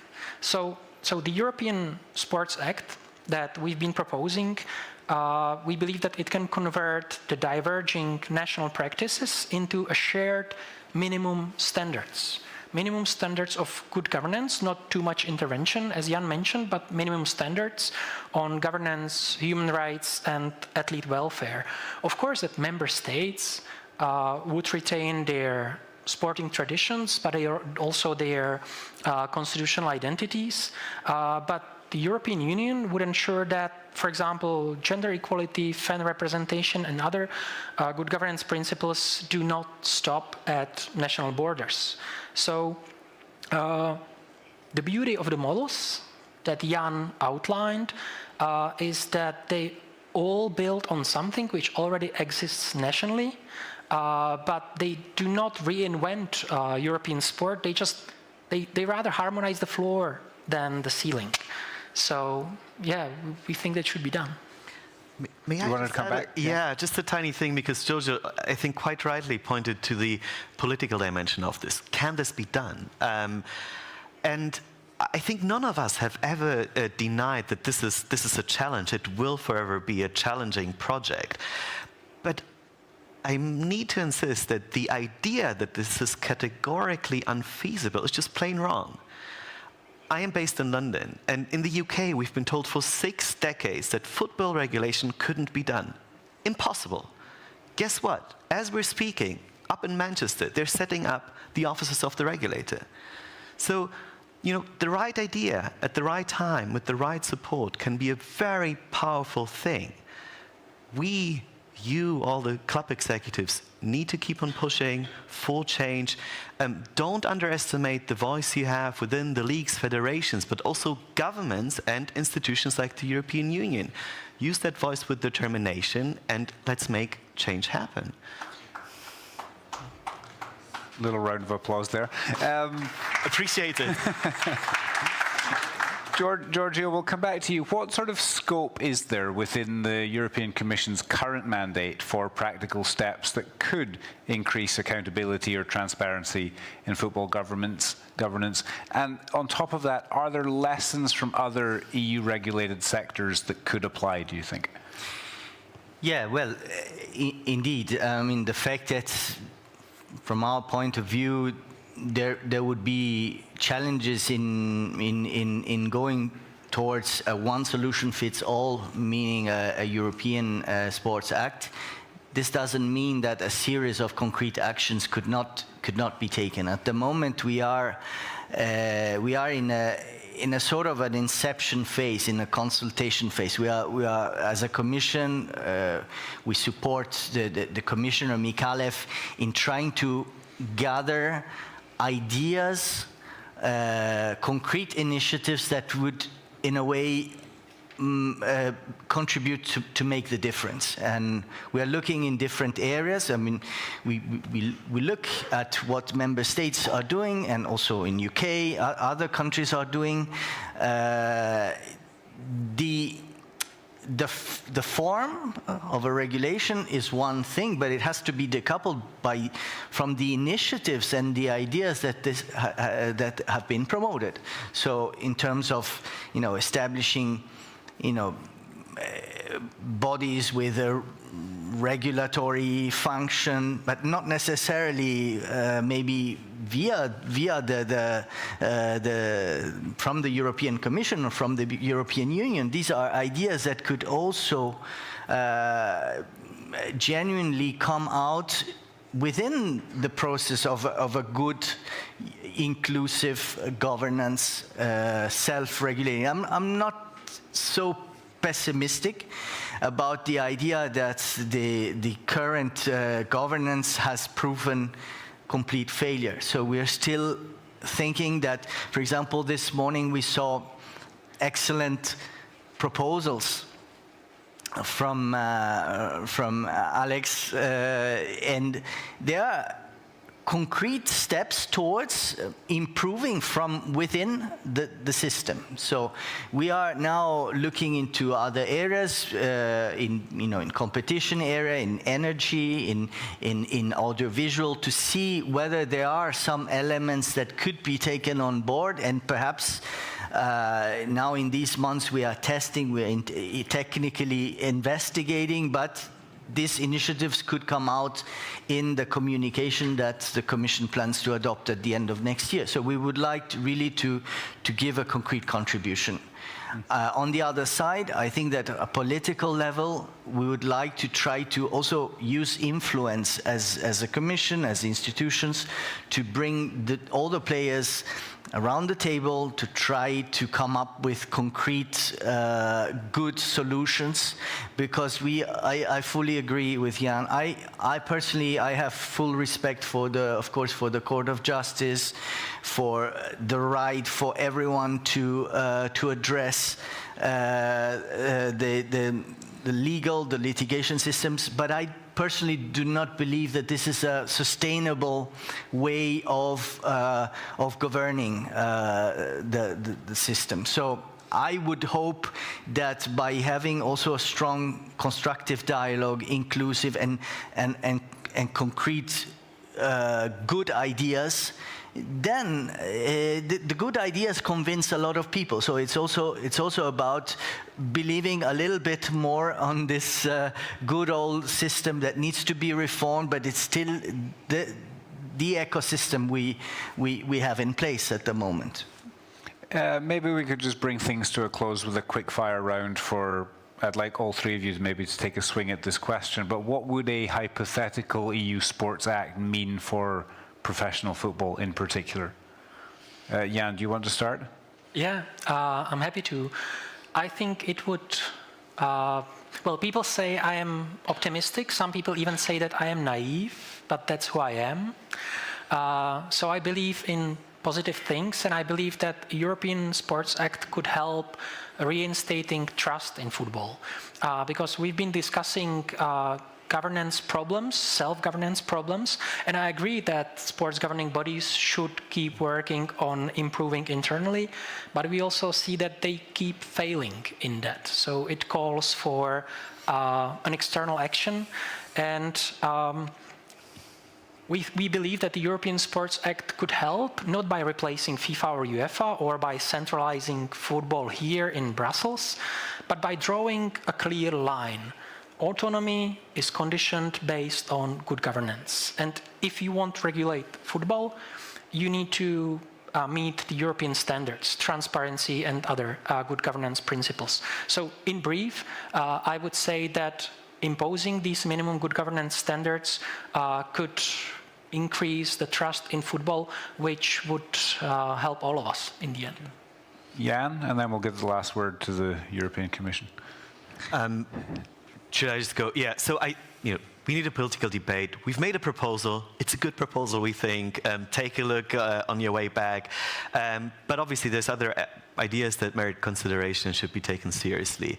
I think it's key, though, that we have a set of rules on good governance, including democracy, transparency, accountability, representation, better protections for clubs, including financial solidarity mechanisms, better rules for athletes, mandatory representation, but also health safeguards, as well as better protections for fans. And I think if we can get there, the impact on the world of football will be significant. On the one hand, we'll see concrete changes in behavior. Imagine a world where if a president exceeds his term limits of his mandate, we can actually stop him from doing that. Or when a group of elite clubs just hoards TV revenue and doesn't want to share that with smaller clubs or clubs further down in the pyramid, we can force them to do that. Or when athletes and fans are being denied basic protections, we can help them bring those cases to court or to a dedicated agency. These are the types of things that would improve. So I think that's meaningful.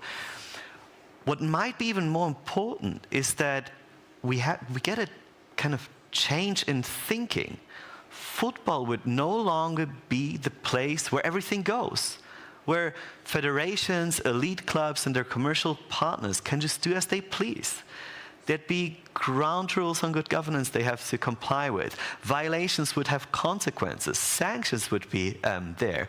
So we can, fight for all of those values that I think almost everybody in the room probably shares, but do that in a concrete, tangible, and effective way, and not just, kind of at academic conferences or policy discussions which articulate them but don't find effective ways of enforcing. Thank you. No, I could not agree more.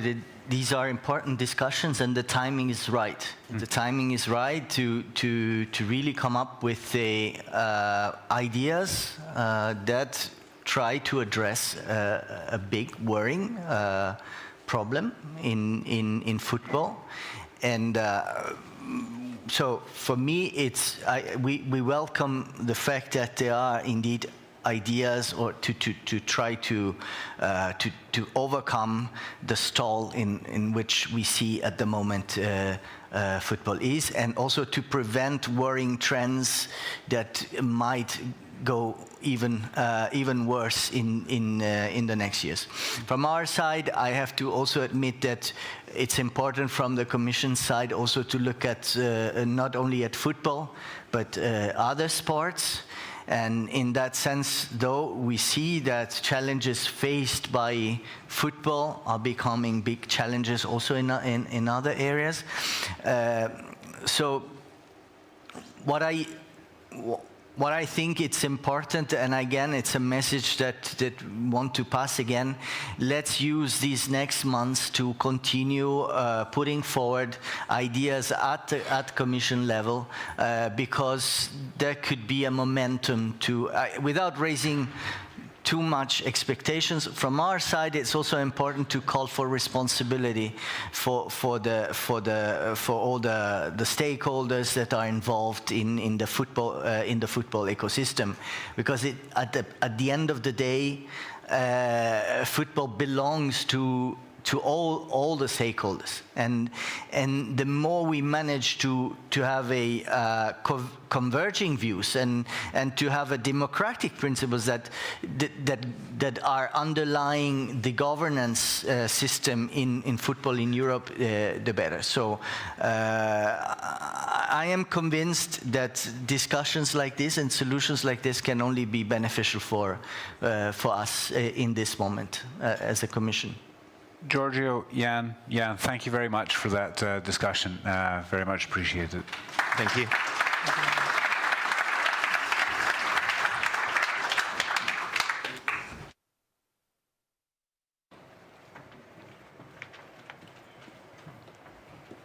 Thank you. Thanks,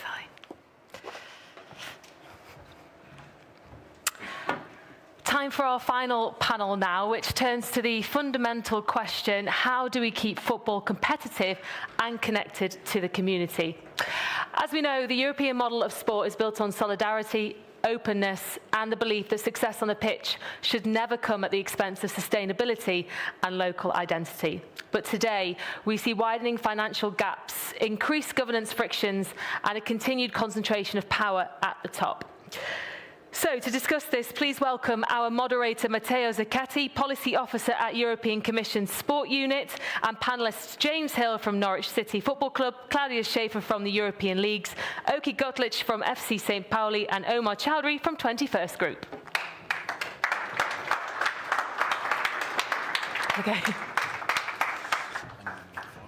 Okay, that's good. So, thank you, Pien. And actually, it was a pleasure to be introduced by the sister of a former player of my team, Sampdoria.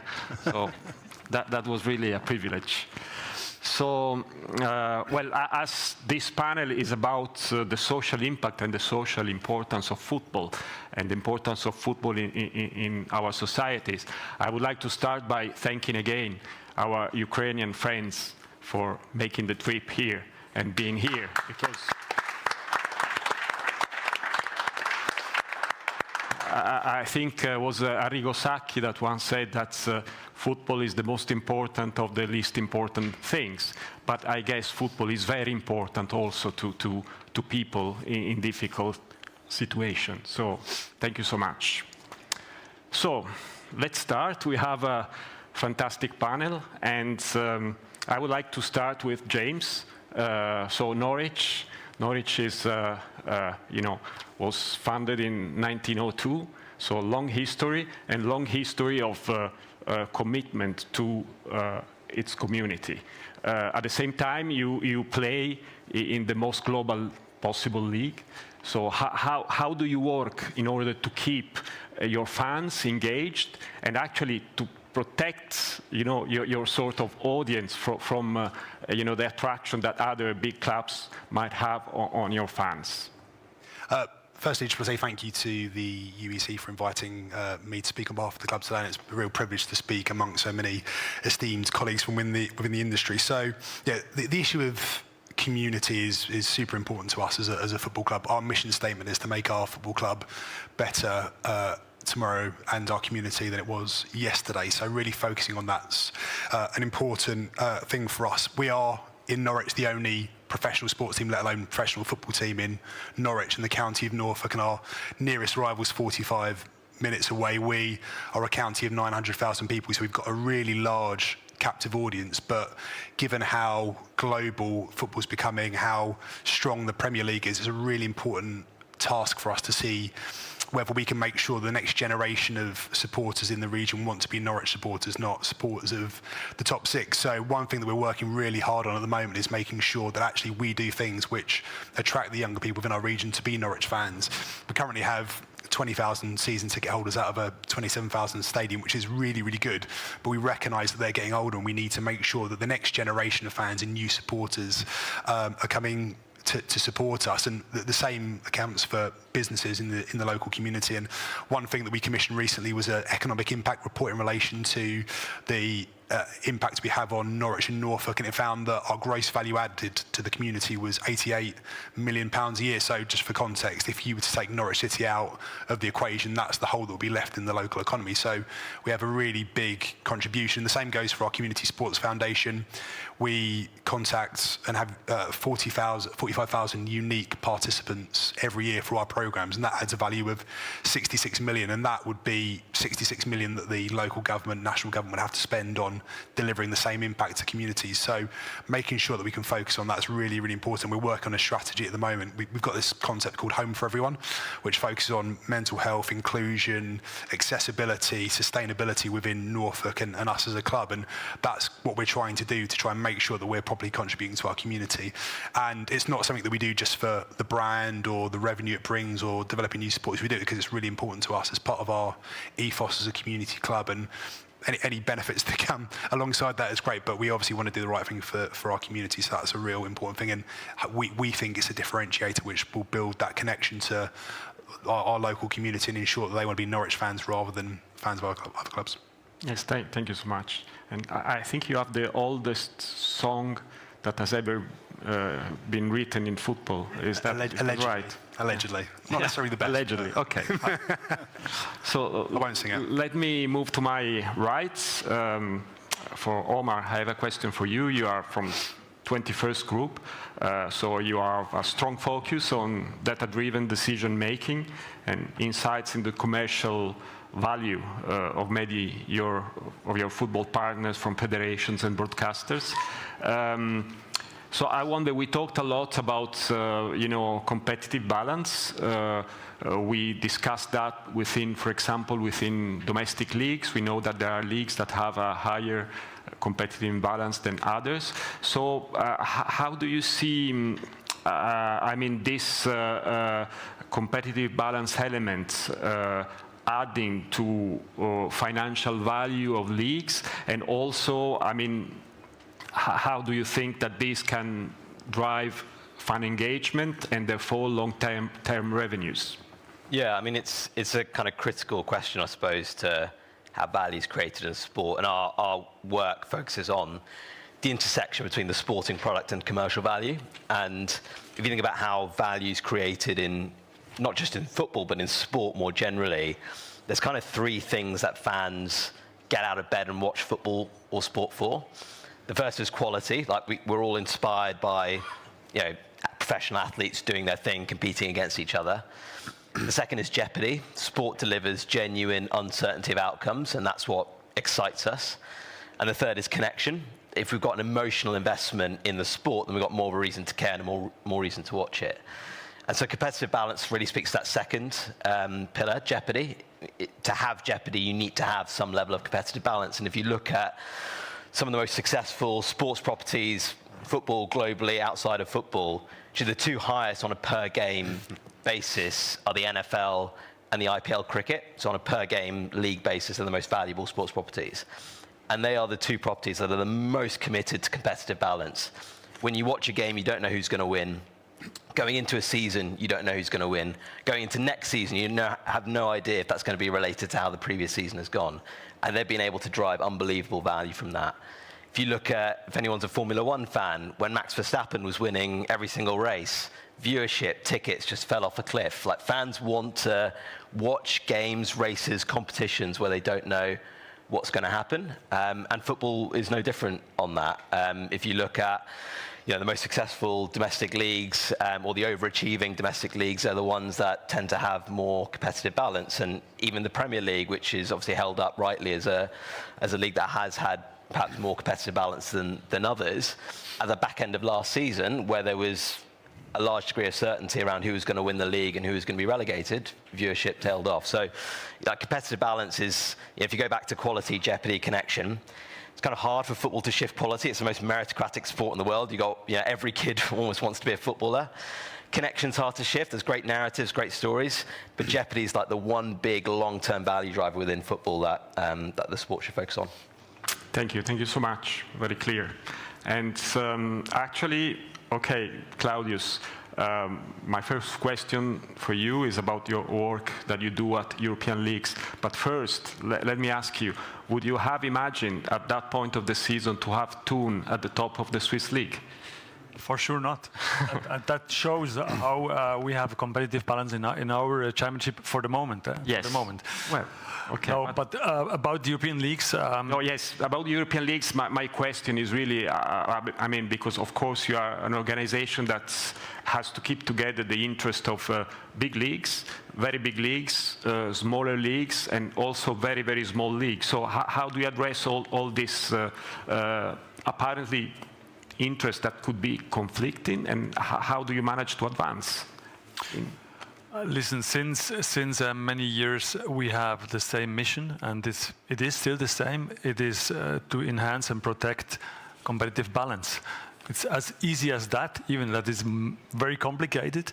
And I think the most important thing is before asking from big organizations, international organizations, things, we have to see, to control, to check if we are doing it in the right way. And I think this is something we do because we have all the data when we check our national competitions. When you see how distribution is done in the national competitions, we have a big portion of solidarity. When you see the distribution in the domestic leagues, when you see the ratio between the first and the last club, it's around 1.8, maybe 2. So something that we are asking in the international competition is something that we have in our competitions. And just to give you an example how that works internationally, we just can take the example of the Club World Cup that was played in summer, where 2 clubs, Chelsea and Paris Saint-Germain, received the same amount that now more than 3,000 clubs should receive. Alex, you just told us, and that's the truth. We still don't know how it will be distributed. But just the fact that 2 teams are receiving the same amount as 3,500 clubs, something is not working in the system. And for sure, you can also take, in the end, the UEFA competitions. You can take the example of Napoli that was mentioned in an article that I read.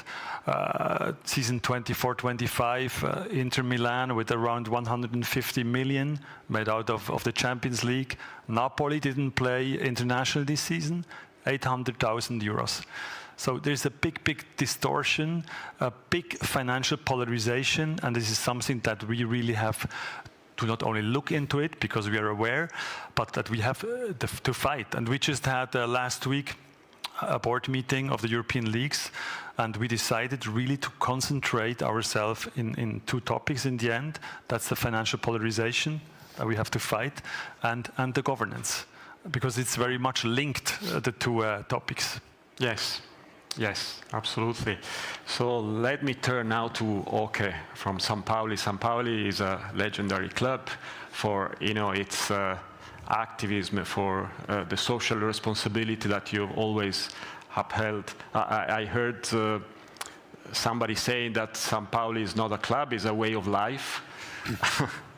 So maybe you can tell us also if it's true. But I mean, at the same time, you demonstrate that sporting success can live together with these impacts that you have on your local community and society. Can you explain us a bit how you do it? And actually, before I forget, congratulations for being the vice president of the German Football Association and recently elected board member at the German Football League. Thank you very much, and welcome, and thank you for inviting us, because we are speaking about us at St. Pauli and not about me. And this is one very important thing, because we are from scratch a community-driven football club, and this means involvement. And I heard a lot about stakeholders, and this is a term I don't like at all, because we are not speaking about stakeholders so much. We should speak about fans and people. And this is why I'm really wanting to put the focus on the regulators in European Union to really think about not whether there should be changes or not, but how and in which timeline, because we need these participation of fans and community in every single association, and we as associations, whether it's the German ones or others, are not speaking to the people, which in the end, like the data shows as well, like to have being involved, are the ones which are not consuming, but being passionate about a sport which is uncertain. And how we are going to keep that, there is this German thing about the 50+1 rule, and I'm really wanting every EU commissioner knowing that this is an important rule to really tackle one main thing. It's not about only what about governance and who is stakeholding. It's about the money flow. What's happening in football in Europe and in the world at the moment is trying to make a sport certain, trying to make a sport plannable, trying to drench out my investment and get more out of it than I put in, which is it's an interest which we can all agree on to a certain extent, but it shouldn't be on the back of sports where uncertainty is the one which is even the economic driver of the sport. And therefore, I really would like to point out that for the survival of the sport, we don't need domestic rules. For the survival of the sport and who is winning and keeping the uncertainty, we need regulations. We need many regulations, and we need them by an overall body and not by the associations, not by the clubs themselves or the single countries. And this is an important thing to make people still believe that the sport is of interest and that the sport we want to keep fresh and keep young people being involved rather than on video games and any other things, but being in the movement and being activists, because we at St. Pauli speaking about our people are activists, and this is what drives the community. This describes your question, what is the lifestyle? We want to move things, to the better, and this is where regulation is needed. And again, it's not about whether or not, it's about how and how fast we are doing it, because otherwise we are ruining a sport where young people don't believe in anymore, people and fans don't believe in anymore, and then we only have video zombie generations which are being on social media and not being together in a stadium and so on. And therefore, my take, please, please, please help us and regulate the sports. Thank you. Yeah, okay. I think I'll stick with you because, Bundesliga is very successful, but Zweite Bundesliga is equally extremely successful in terms of audience, in terms of participation of fans. I wonder, in Germany you have this 50+1 ownership model, and we discussed today that ownership model, it's really one of the issues that are being discussed and are at stake. So do you think, for example, that this principle that you have in Germany has an impact, can contribute to competitive balance and also long-term sustainability? You know, it's very funny. So first of all, at the moment we are playing first Bundesliga and don't want to go back second Bundesliga, even if it's, I think, the 5th or 6th most successful league in Europe.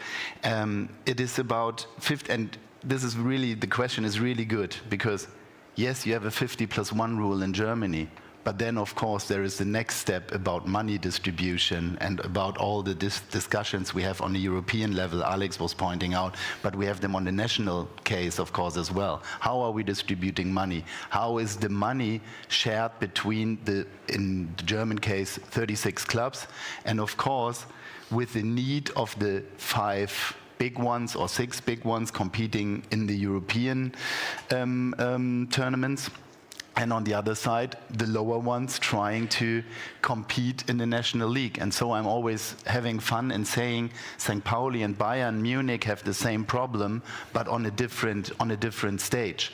Bayern Munich wants regulations as well because they want to compete with PSG and Man City.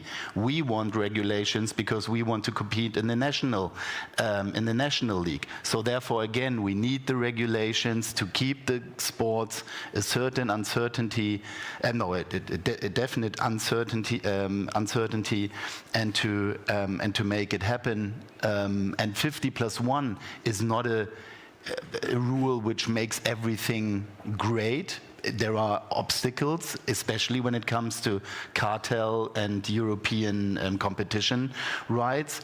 And again, because this uncertainty on the law side, we need to have European regulations to say what is possible and what not. And my wish is, if I could give this to the commissioners, please think about a special status about the cultural good of not only football but sports. It's a cultural good, and you can do regulations on a cultural good in the same way like foreign trade services and agreements you are trying to do.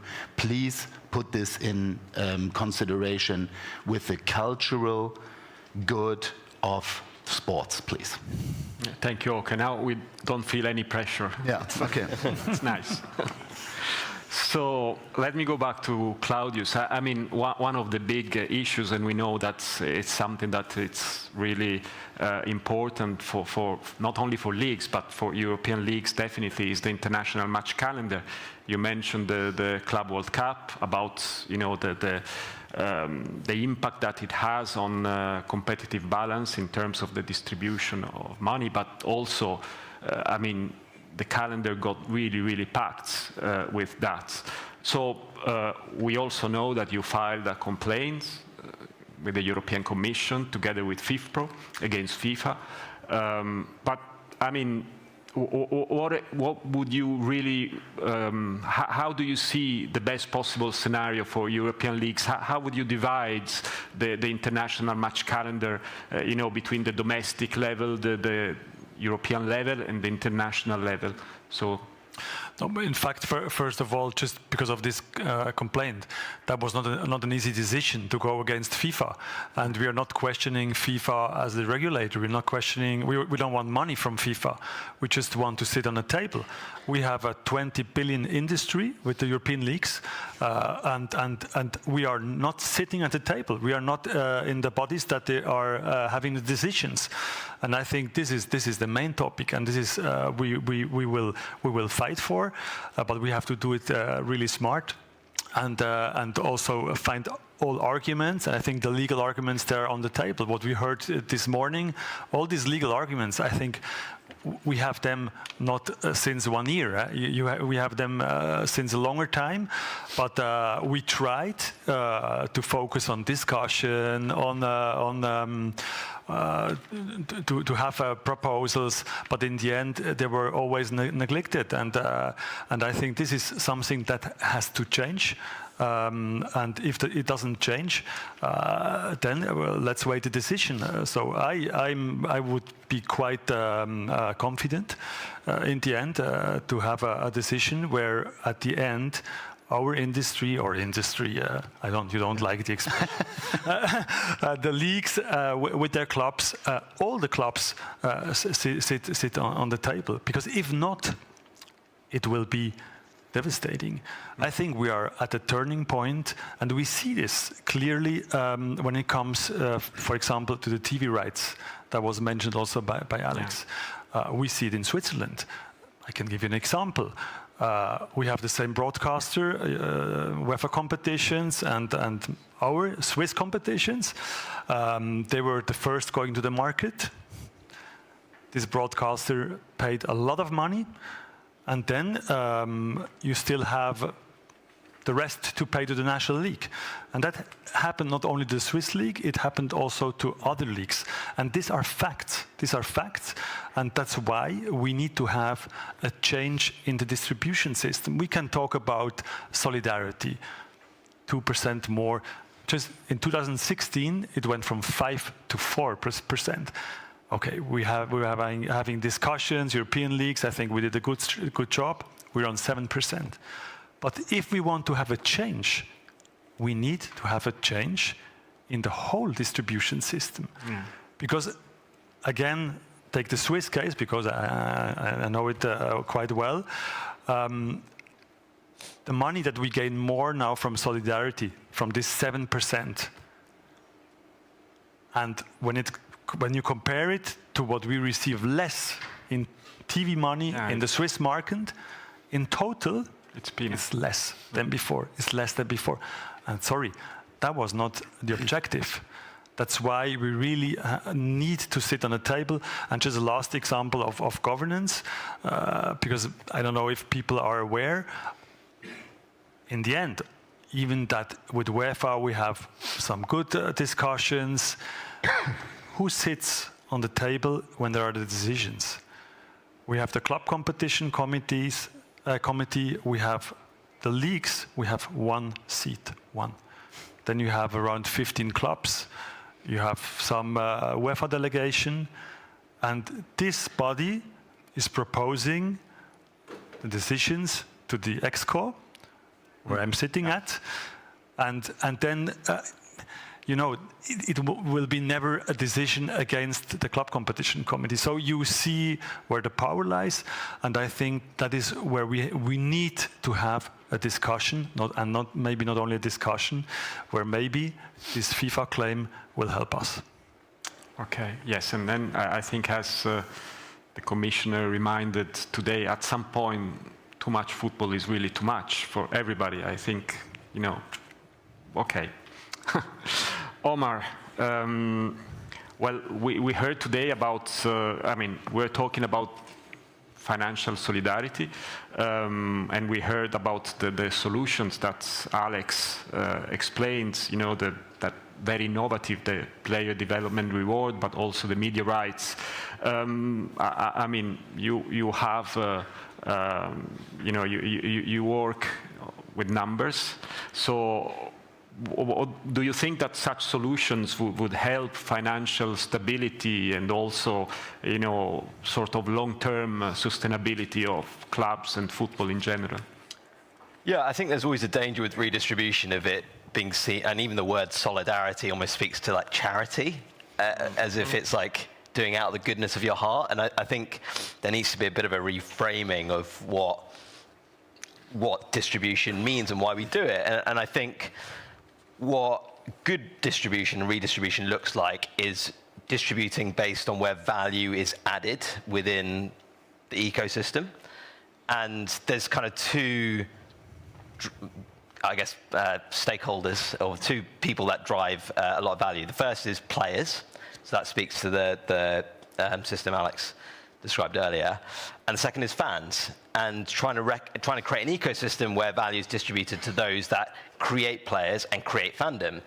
Creating players has been discussed, and it's an obvious one. If you're a small club in wherever and you produce a world-class player, you should clearly have some kind of reward for that because you are contributing to the value in the system. Fandom is sometimes a bit more intangible, but domestic leagues clearly play a part in creating fandom. And you can see this in other sports to a degree where, the reason the NBA is more popular in, say, Spain than the UK is because Spain has a domestic ecosystem in basketball that the NBA has an interest in fostering in order to better develop players and better develop fans. And the same principle could apply within European football, where FIFA, UEFA, any kind of big, even the Premier League, benefit from the value that a Swiss league generates, or a Moldovan league, or whatever league it is. And so distribution mechanisms need to essentially recognize where that value is, and I think move away from the concept of solidarity stroke charity, which is how it's, I think, described at the moment. And when you're saying this is important. The redistribution of money is not about giving charity to one or another club. It's about the main topic. How can we drive the competition interesting? And in NFL, the managing boards are always looking at one question first.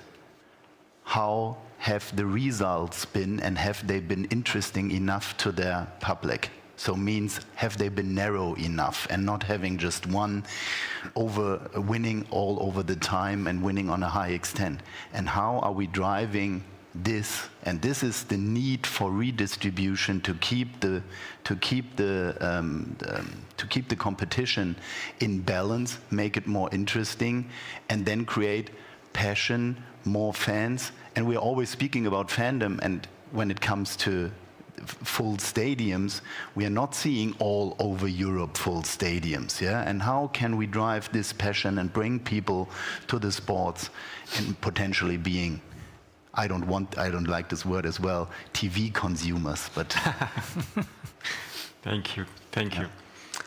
let's go back to James. Well, Norwich is a community club, we said, but you also managed to get some excellent results. You were third in 92-93.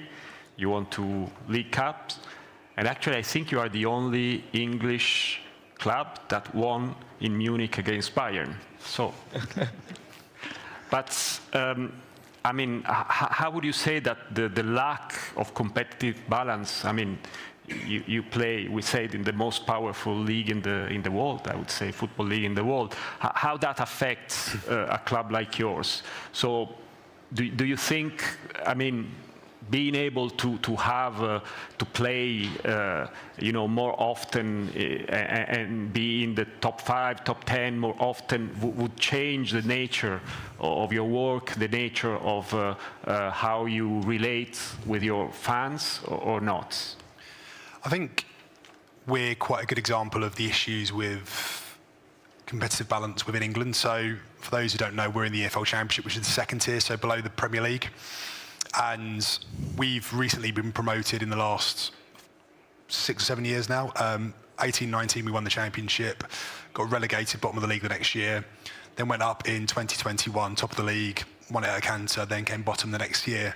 If you look at the recent seasons, the 3 teams that have been promoted from the championship to the Premier League have gone straight back down, and the gap between the team being relegated and the team that's safe is growing year on year in points terms, which suggests that there's a growing disparity between the 2 leagues.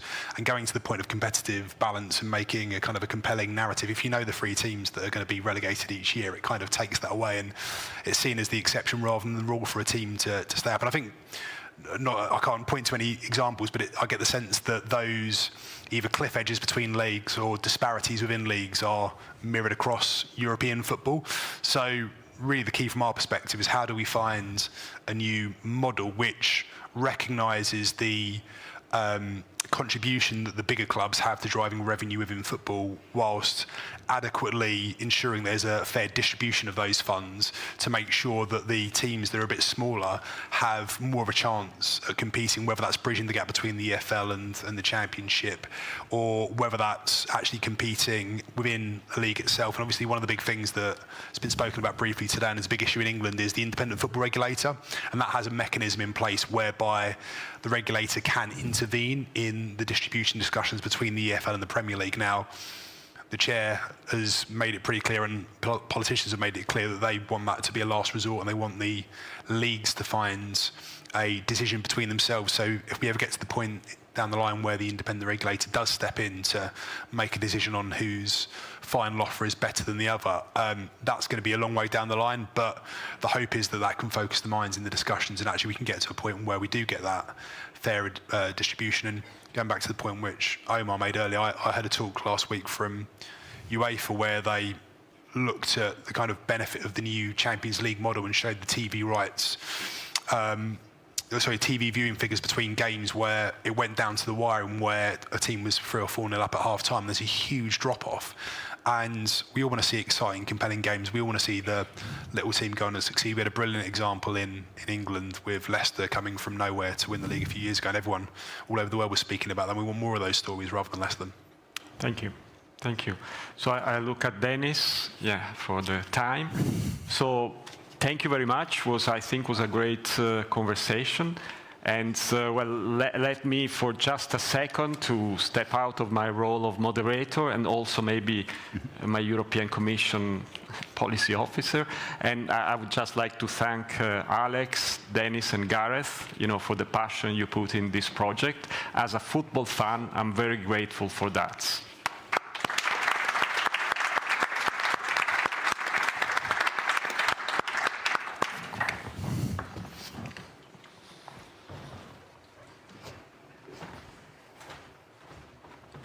Thank you. Just to let you know, this next part is going to be in Spanish. So if you would like Spanish to English translation, you can put your headphones on and you'll be able to get that as well. It's channel 1 that you need to get the Spanish to English translation. Okay. No worries. Whilst Javier is getting mic'd up, I'll just do a quick introduction of him as well, because we are almost at the end of the event, and we're about to be joined by a leader whose influence on European football goes far beyond the boundaries of Spain. As president of La Liga since 2013, Javier Tebas has been a consistent advocate for strong governance, financial responsibility, and the defence of football's competitive integrity. To share his reflections on the path forward for European football, it is our honour, and please join me in welcoming Javier Tebas. Thank you.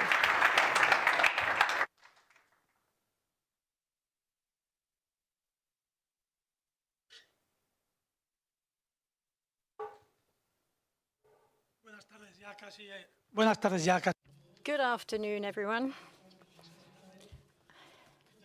I'm going to try and be as brief as possible, but I think it's been a very interesting session today.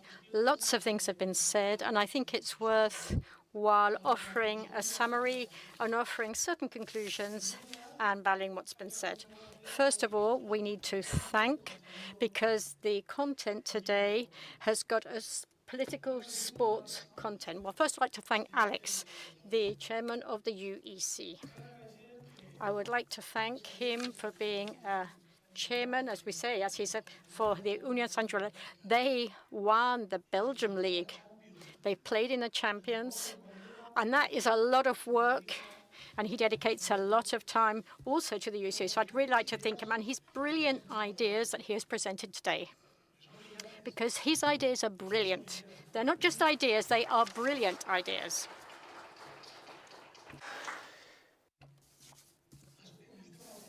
When we're talking about the broadcasting rights and also the players' development reward, and also I know that the European Commission has had certain ideas, but what was remembered today that Alex presented his idea at the UEFA. And what was the answer at UEFA? It's not the right time. I think you heard that. You know, there's a lot of brilliant ideas that are presented to UEFA, but it's never the right time to present them. Why? Because it's not right, or it's not suitable for some person or some people to allow someone else to lead different ideas and different decisions. But they're both very interesting when we're talking about the broadcasting rights, because this reflects a very serious problem that we are seeing in European football, because there's a big distortion currently.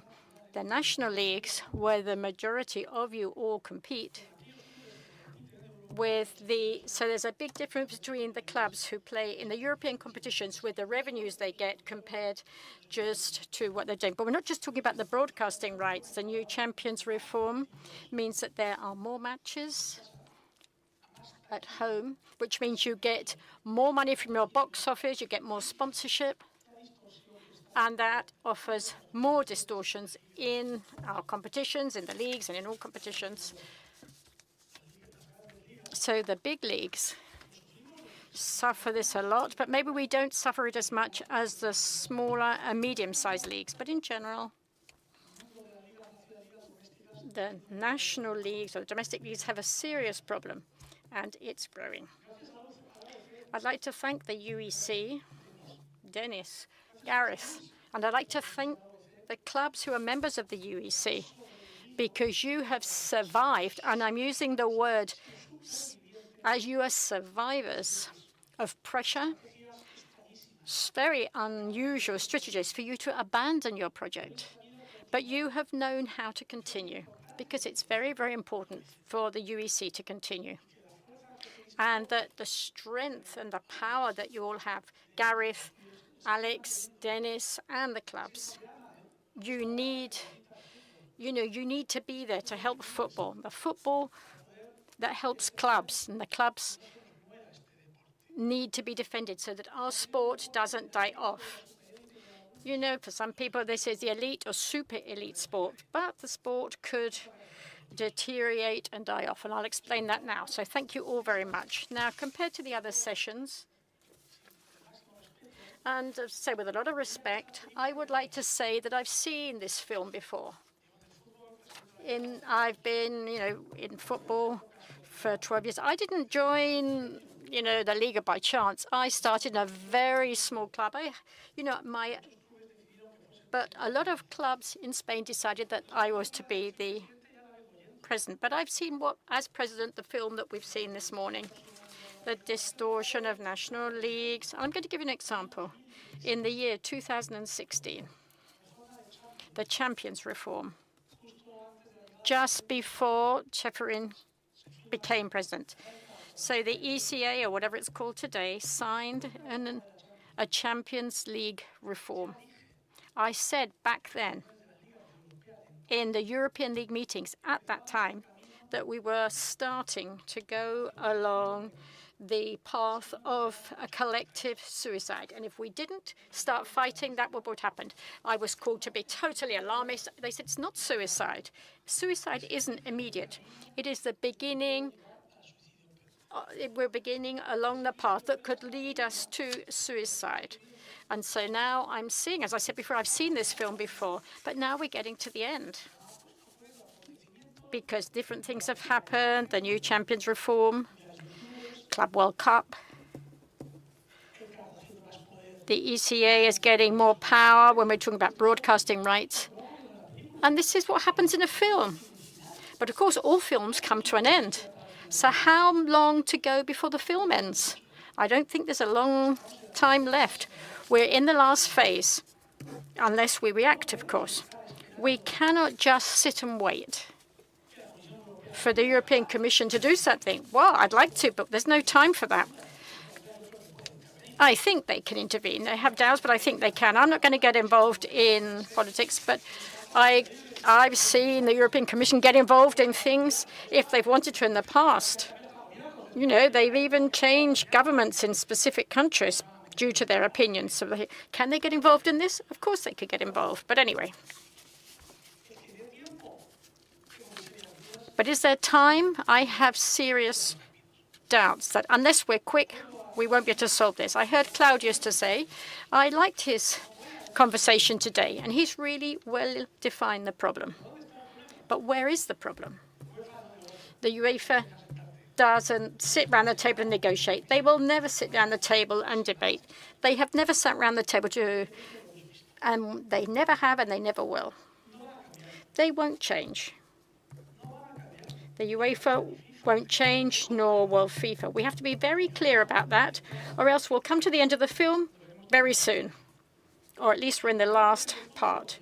The problem for people who've been a long years in football will know that all the decisions that are made on the political side, all the broadcasting rights distribution, there's no looking back. Once they've been taken, it's very difficult to change things because, when the clubs, especially the big clubs, have decided how they're going to manage the broadcasting rights or when they're receiving a lot of money, are they going to change?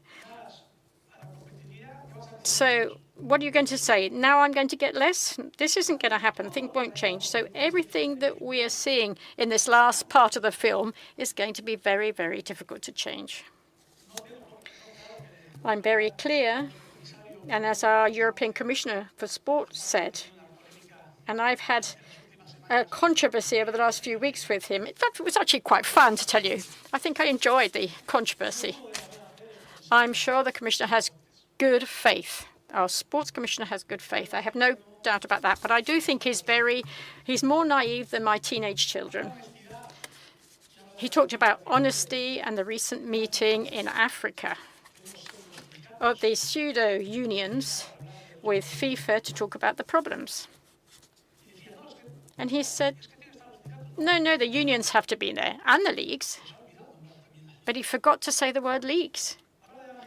Talked about the threat of the Super League that continues to exist. Yes, that Super League threat continues to exist. And we have to think that when we're talking about football regulations, the European Union can't regulate football by itself. It has to regulate sport. And we have to think about that always. But the second sport in Europe, basketball, are now getting a Super League together.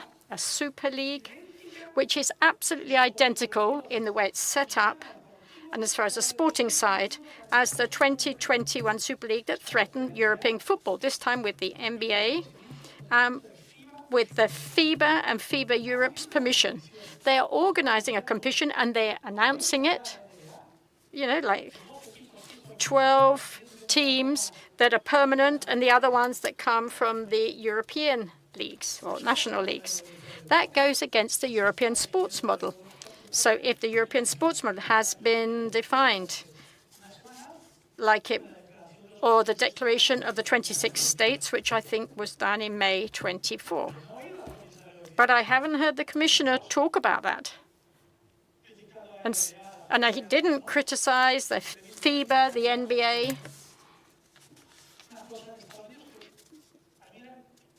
Well, it was important for us to be able to play a match in the United States. It didn't come off. But this is more important because if this comes off, it means the way to the Super League is left open. I said this just now. In sport, when things are done, it's very difficult to change things. You can't look back. And the people who are behind this basket league, the league, like the Super League, are the same person who led the Football Super League. The same people are behind it. So what they've done, they've got a whole set of ideas together and they're behind it. We have to realize this, and this is one of the big problems. So we need to face it, because otherwise we're going to be killed off. So what I would like to ask you all, and say that a lot has been talked about, but we have to be aware that the biggest asset Estas competiciones that we have from our competitions, i.e. the leagues, the organizations and the clubs, is competitiveness. The competitiveness is a tangible asset, but it has a very high value. With this competitiveness, the Bayern Munich and Real Madrid have made records, Football Club Barcelona, with the competitiveness of our competitions over the last few years. And so, you know, these are compete in the national leagues, but with other different clubs, and there's been uncertainty, so there is competitiveness. Let's defend this uncertainty in our competitions. If without competitiveness, there is no passion. Our fans don't feel passionate. Our fans, my friend from Sao Paulo, I don't know where he is, but I heard him earlier. You know, the people are not viewers, but they are fans that watch our clubs in a different way, but they still suffer if the team wins or defeats. Obviously, the ones that go to the stadiums have got more feelings, but the ones sitting at home are still fans. A lot of people can't travel to the stadiums to watch the matches for physical reasons or for distance reasons or whatever. For whatever reasons, or maybe their parents went to live in Madrid. I'm from Huesca. Well, my children watch Huesca on the television, but they're real fans of Huesca, like the ones that go to the stadium. I've seen them cry for Huesca, but they watch it on the television. And they're real fans. And I'm sure that probably bigger fans are the ones that go to the stadiums. They're not spectators, they are fans. Let's defend our competitiveness. This asset is dying. This film is coming to an end. We haven't got a lot of time to go. Let's defend the UEC and also the boycotts that they cause. I know that within the ECA, there are a lot of clubs that would like to be in the UEC. But the glamour, and not to confront what is politically correct, means that they don't feel they can be in the UEC, but we don't care. We are obliged to maintain, as I said at the very beginning, at least we have to make sure that we keep the embers lit so that the fire keeps going. And we need to do all this before our film comes to an end. Thank you very much.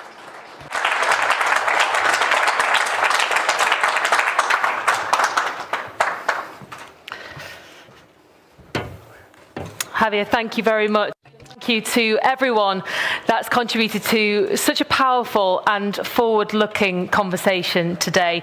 Decisions made in Brussels and beyond will not just define the competitions of tomorrow, but the culture and the values of our game for years to come. So before we wrap up, just a quick word on what's to come next. You are all invited for lunch in the foyer where we can continue conversations from today, a little bit more of an informal setting. I'm sure a lot of you will still want to discuss further what you've heard here on the stage today. For members of the media, the press conference will begin at 3 o'clock in this room. And for all UEC member club representatives, please return here to the main room at 3:30. That's for the UEC General Assembly.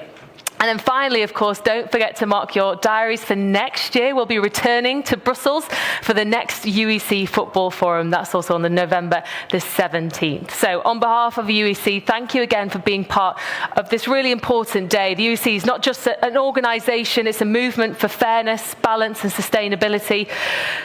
And of course, it is a call for football that is democratic, open as well. And hopefully that vision will come to life too. To make that vision real requires partnership. We need Europe to stand with the UEC, to protect the football pyramid, to reward development, and to ensure that our sport remains a shared cultural asset, not just for the very few.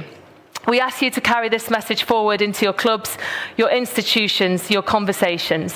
Now is the time to act for the future of European football.